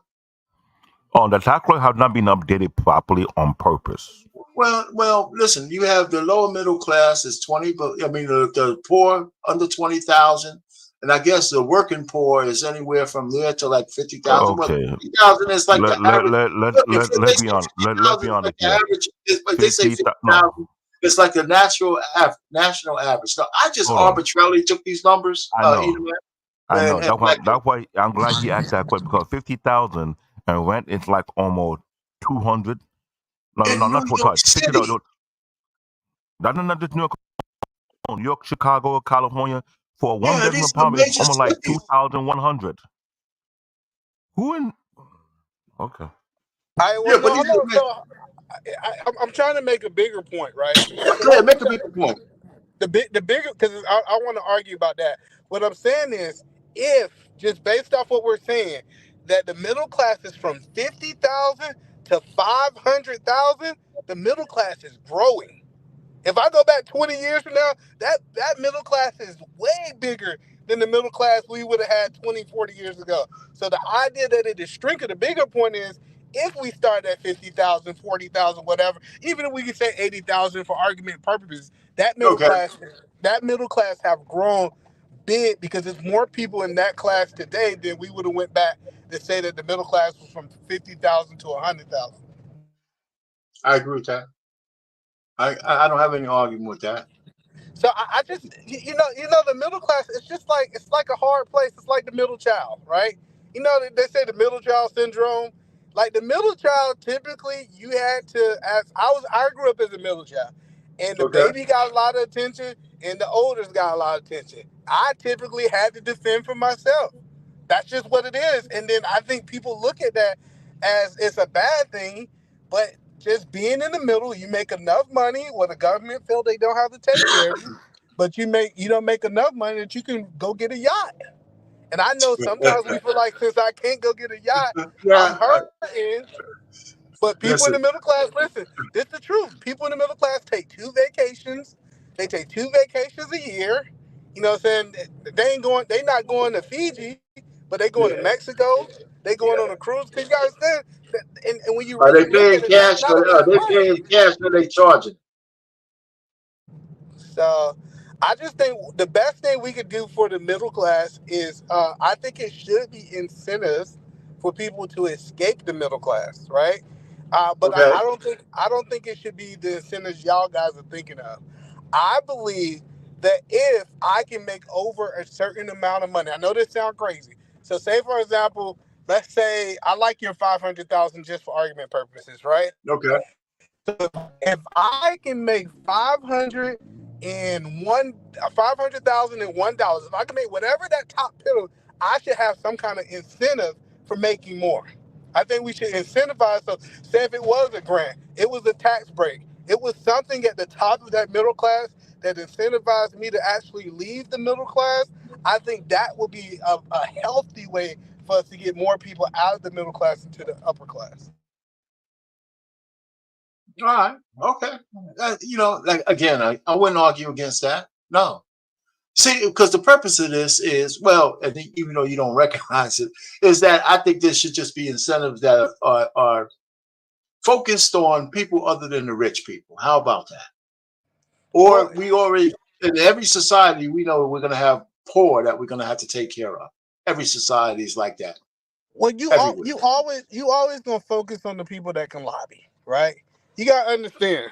But if I can go to Big Pharma and Big Pharma can write me a check for $250 million, you can say whatever you want to say. I'm gonna make sure Big Pharma's happy.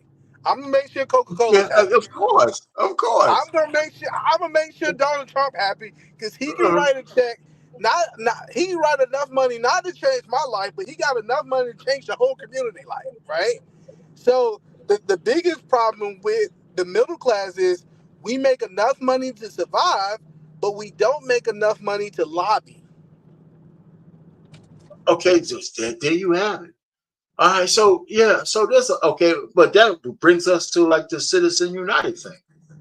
So but listen, I appreciate you coming up here. I mean, you made some points here, but like I said, I still say for the purpose of this one is that I think there's some kind of focus, whether I had all the right points or not, needs to be put on the middle class. One of the biggest one of those is maybe a peace dividend as opposed to getting out of war. Shit, that's definitely on Well, the middle class. we do have, so here in the state of Washington, if you make less than 56, I don't know if y'all consider that middle class, right? Yeah, But go here in ahead. the state of Washington, if you make less than $56,000, the state of Washington every single year writes you a check for $1,200. So Don't you they do can, something like that in Alaska too? Yeah, they do it in Alaska. I think they do it in like South Dakota. So the state do say, hey, we feel that you did not make enough money. Here's a check. It's a fixed amount that you get every single year from the state, right? So that's something you can do. Now, then when you start talking about the national, see, I'm a big advocate of taking stuff out of I'm saying take stuff out of the United States and go back to the state level, right? Okay. Because there's no way the United States, the whole government, can say, let me tell you what's the best thing for you to do in Maine or what's the best thing for you to do in Texas. No, what we need to do is we need to have the larger government, the United States, give the money back to the states, each states, and states need to be able to divvy that up in those bonuses and different things like that. So that's just my opinion because there's no way for me to justify somebody in Alabama supposed to get the same check that somebody in New York have because their whole cost of living is totally different. All right. So let me ask you another thing, Edom, man, because I like some of the stuff you're saying. So I call this the Middle Class Reclamation Act. What would you have called What I say, it? Yeah. I was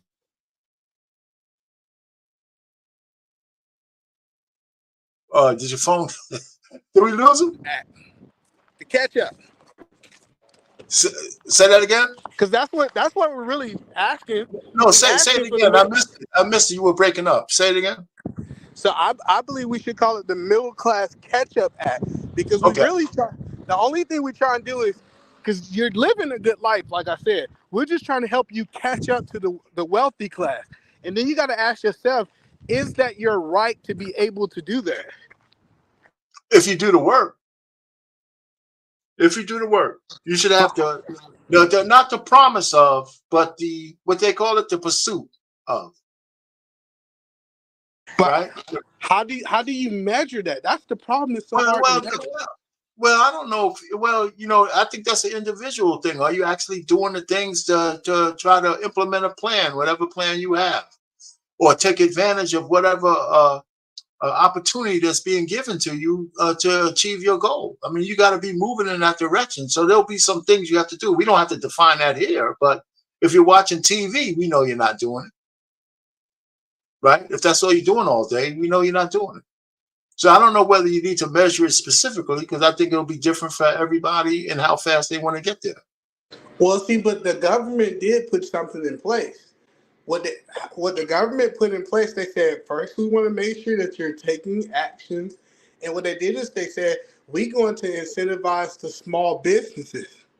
First of Okay. all, you got to have a business. Right. If you have a business, that means you're going into the right way, and then we're going to give. It's so many different grants, especially at the state level for small businesses, helping small business try to get to that big business scale that's just for those small businesses. But the problem is you're not incentivizing the middle class who got a job. And there's no way to measure if that person is trying to get ahead. That's why they did it for small businesses. Okay, I got you. If the, I mean, whether yeah, okay. I mean, there's no sense arguing that. But listen, I was going to get to the next one. I don't know if you're going to stay up. Give me. Yeah, I'm here. Go ahead.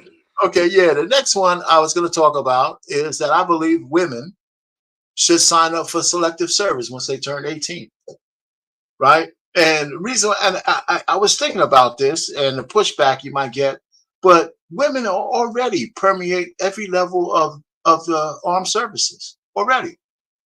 There's no impediment for women. They might not be in the infantry on the front line, but there's women all over that. Officers, enlisted women, reserves, all that stuff. So they should go ahead and be fully obligated, just like the men are. At 18, sign up. And when there's a draft, we already know that we're not going to assign women on the front line in the infantry, right? They already have a pathway for what they need them to do in the military. All military, all the DOD. So I think they should go ahead. You are a voting member and you change laws based on the way women vote. You got to sign up for selective service.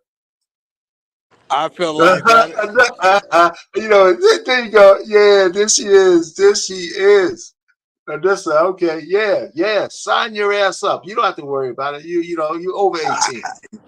Go I ahead. think What you think? I think that is really horrible take, in my opinion, Wow. because the reason is I hear, especially in these YouTube spaces, women or men are not equal, but I hear men keep advocating to make women equal. No, That's what no, that is. no, Hello, hello. no, no, no. Let me Okay, go land it. ahead. Go ahead. I'm gonna land it. I'll land it quickly. So the No, whole no, point go that ahead. I'm Take saying, your time. Take your time. so the whole point that I'm saying is no, we should actually be telling women you're not the same as men. You are lesser than, right? Like in that sense, you don't sign up for those things. When we look at protection, I never look at a woman to go and protect the country.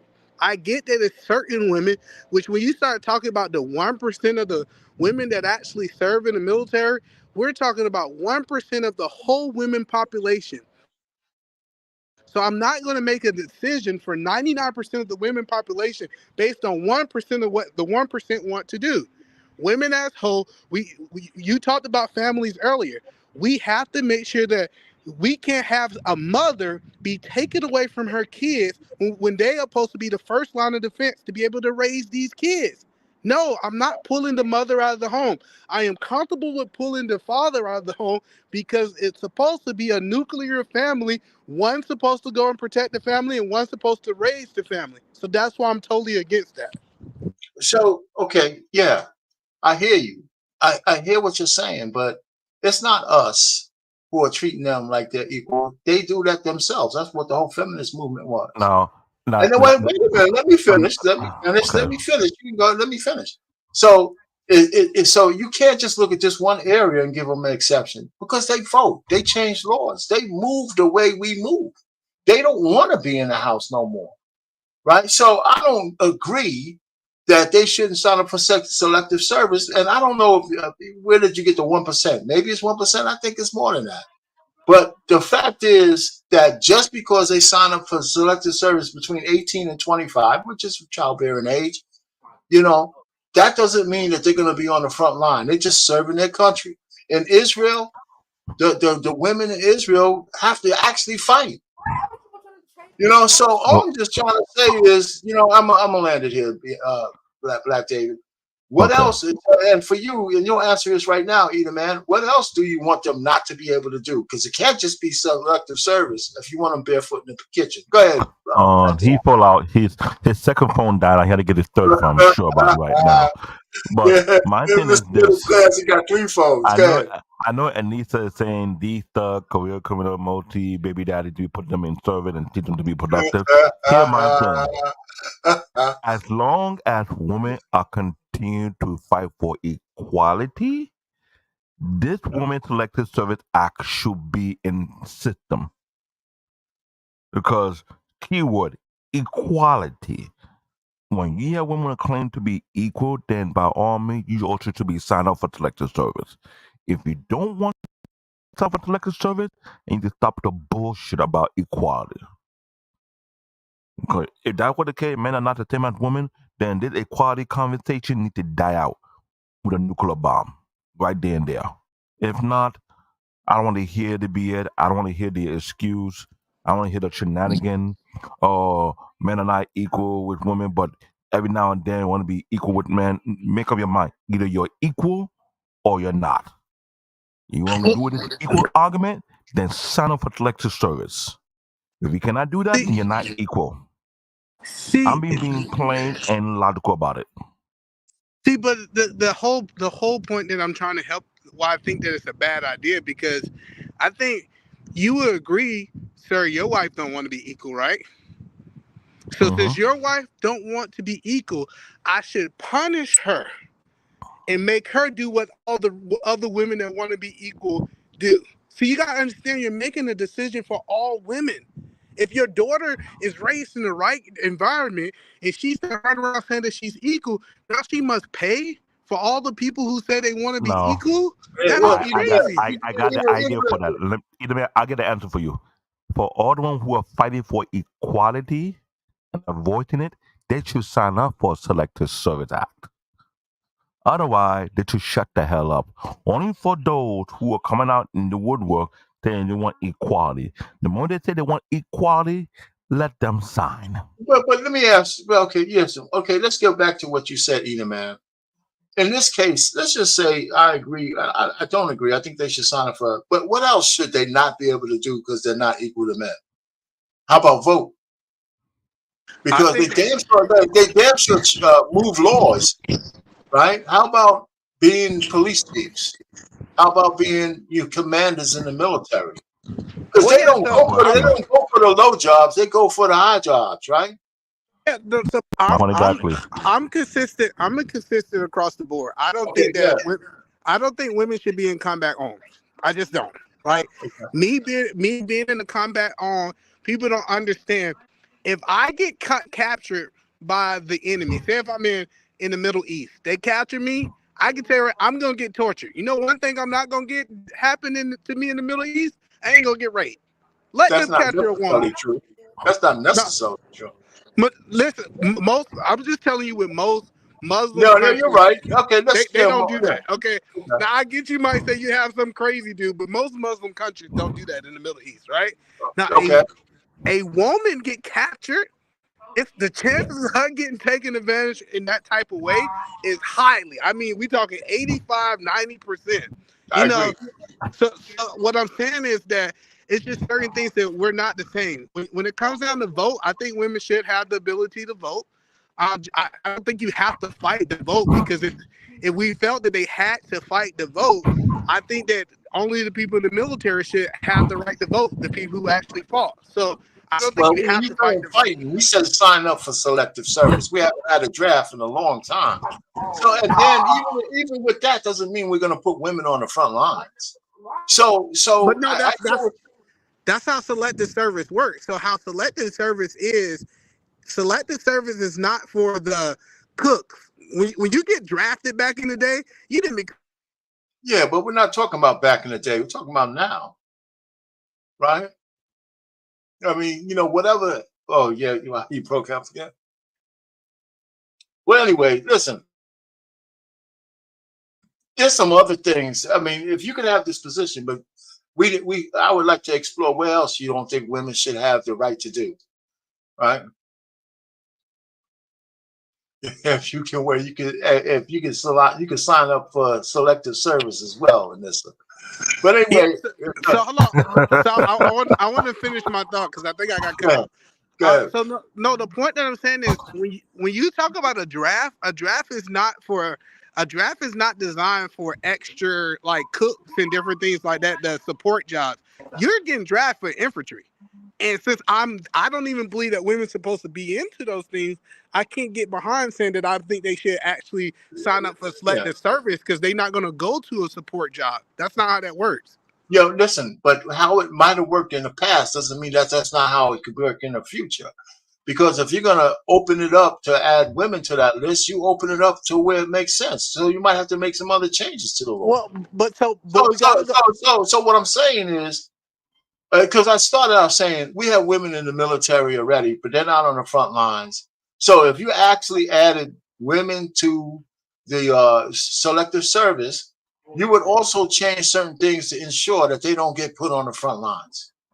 What the Right. question So, is? and you might actually need some people in the support areas and that women could fulfill. And you might need the bodies to do it.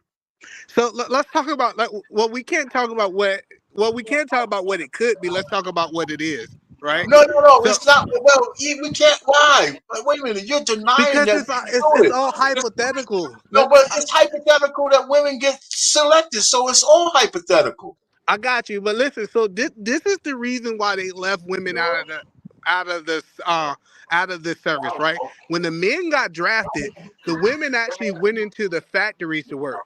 They was the ones who was producing Yeah, they was producing the tanks. They was on the line working. So they contribute to society. They just wasn't going. So they're almost like a reserve inside of America that we can be able to get everything we need for war. yeah, we could do robots doing that now. So all I'm just trying to say, all I'm saying is, you want equal rights. You gotta go all in.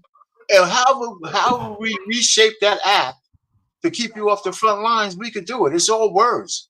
right? So that's, yeah, I'm not moving the goalposts. I'm saying if we open it up to add women, we have to add the necessary things in there to make sure that they're safe, right? Even if their terms are not involved or But whatever.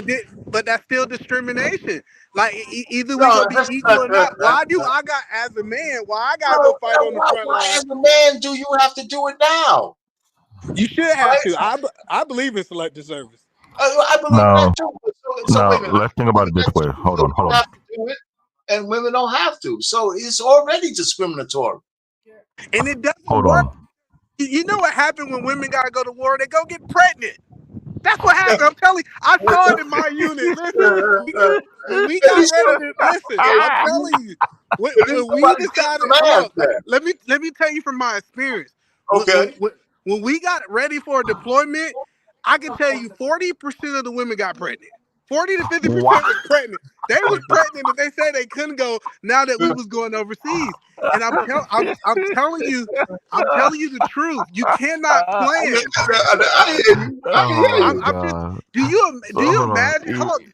Do you imagine if you getting ready to go to war and then a week before you get ready to go to war, you find out that somebody's pregnant and now you can't even, now you're not even mission ready? It doesn't work, bro. I'm telling you, it doesn't. Either man, the way that this sound, hold on. The way that sounds just right now is like when a huge number of women here are going to war, all they did the next night is bent over and get themselves knocked up immediately on purpose. That's what it sounds like. Like it's a cop out, the ultimate cop out. I don't have to go to war if I'm knocked up. Listen, so if that's the case, as a man, but let me tell you, as a man, you know how you ain't going to war? Either you dead or you in jail. You got two options. You ain't got the option to go bust it wide open. All right. So listen. All right. So I hear you. We had some discussion. Here's my last one. My last one is I would like to improve on the Constitution. You know, there's a lot of people already knew this, and I'm gonna be short because there's a lot of words here. Right. In the Declaration of Independence, they have those famous words that we hold these truths to be self-evident, that all men are created equal, and that they are endowed by their creator with certain unalienable rights. That among these are life, liberty, and a pursuit of happiness. Now, the fact that that's in the Declaration of Independence and not in the Constitution means it's completely unenforceable in terms of the way our laws work. So my proposal, and you know, a lot of people didn't know this, but because we repeat this all the time. So my proposal was to add this to the preamble of the Constitution at the end. Right? I like that. I do like that. I believe that we should not get rid of the Constitution. I think we should add on, and I think that's what you're saying. I think we should get some things. I think the Constitution is really good as it is, but we can all agree that there's some things that we need to add on to it because it has some holes that we can correct to it. So I agree with what you're saying. Like black men come to the beef. I wanted to attach this to the end of the preamble, and with explicitly emphasizing the fact that these words are the basis of the rest of the Constitution.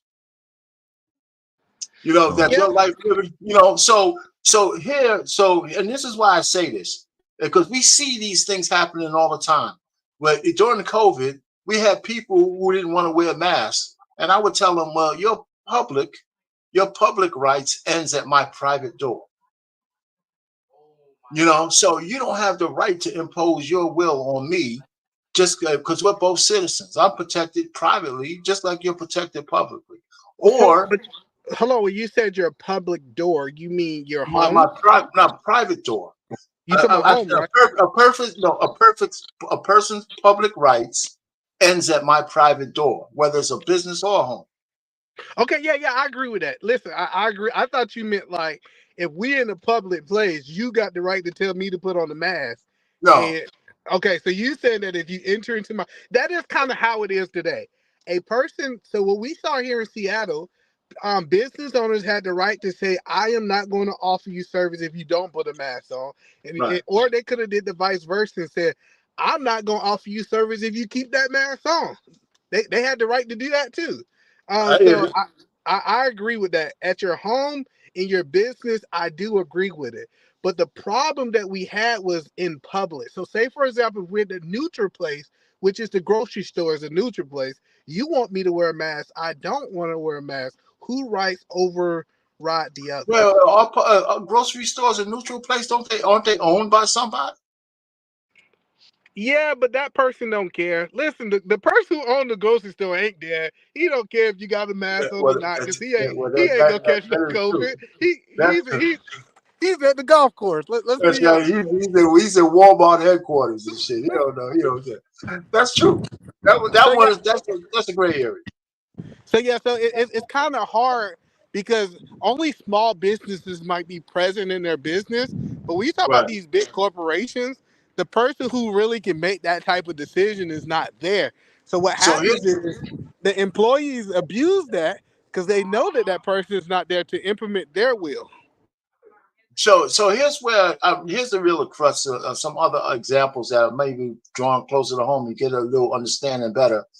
Is I don't believe, and I'm gonna pick on the alphabet community. I don't believe that we should have any laws in making people have to change the way their pronouns are for a selected group. Matter of fact, I think we should get rid of all selective groups anyway. That's number one. I get that, but your wording on this thing, I'm looking at it. The suggestion it should be that all men of all races. What? When you put that, we Oh, I don't hear what saying you're that. saying. No, I didn't want to change That. the way. I didn't want to change the way it was written. I know. I'm not. I No, know. You know what I'm saying? It should be in that case because remember, within the Constitution, they consider a black man to be 3/5 of a man. yeah, but we ain't going Now, there. when you, I got you. Hold on, but before we move it, because he said something that I want to address. Yeah, There's no laws in place that says that I have to address you by your pronoun. that's right. That's why counselor culture. That's why they have to use counselor culture because the Right. government haven't stepped in to do it. So I think the government is currently saying, if you guys want to police that, that's on you guys. But the government are not telling me that I got to call you he, she, thee, it, that, or whatever you want to be called. But that's changing though. It's in jeopardy, right? Like in Scotland, for example, they're telling they're going to put people in jail for 7 years if they don't properly use proper Yeah, pronouns. but Scotland They ain't made got that no a law. real. They made a law already for that. I know, but Scotland ain't really have no government. Remember, the Vikings came from there. that Like, is Scotland.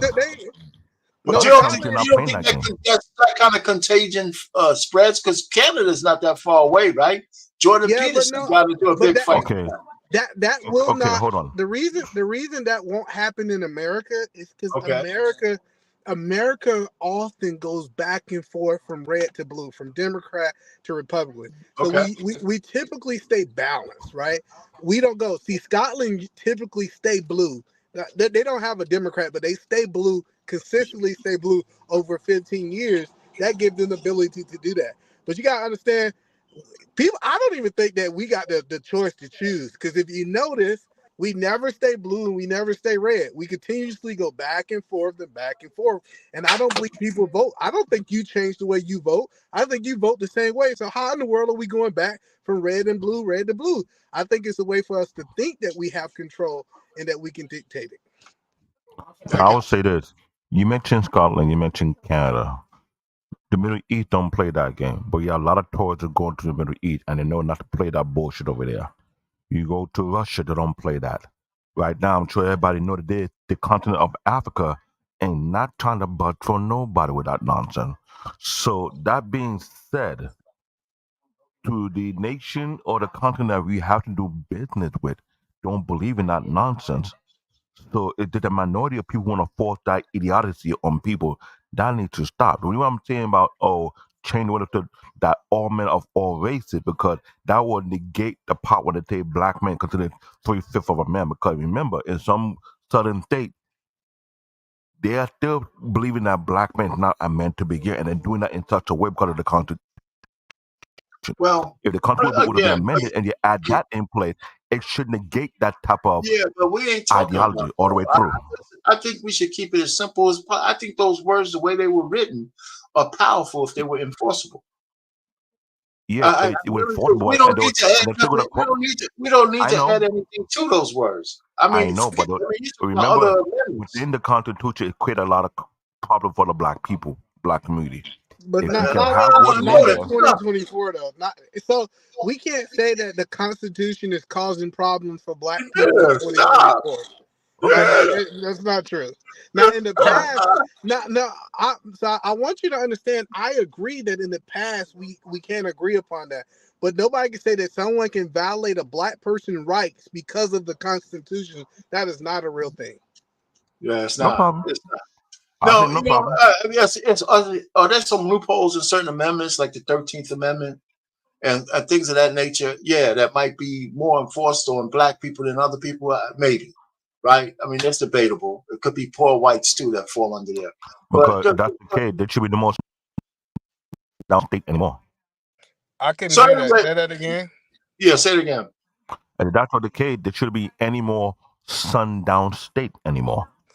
No, Because there's certain states in the South that practice that type of nonsense. but that's not legal. Listen, let me Yeah, help you yeah, understand is that yeah, it's not legal that they yeah, do this. The police supposed to enforce it, but the problem is the police in these sundown states are their cousins and their that's uncles. right.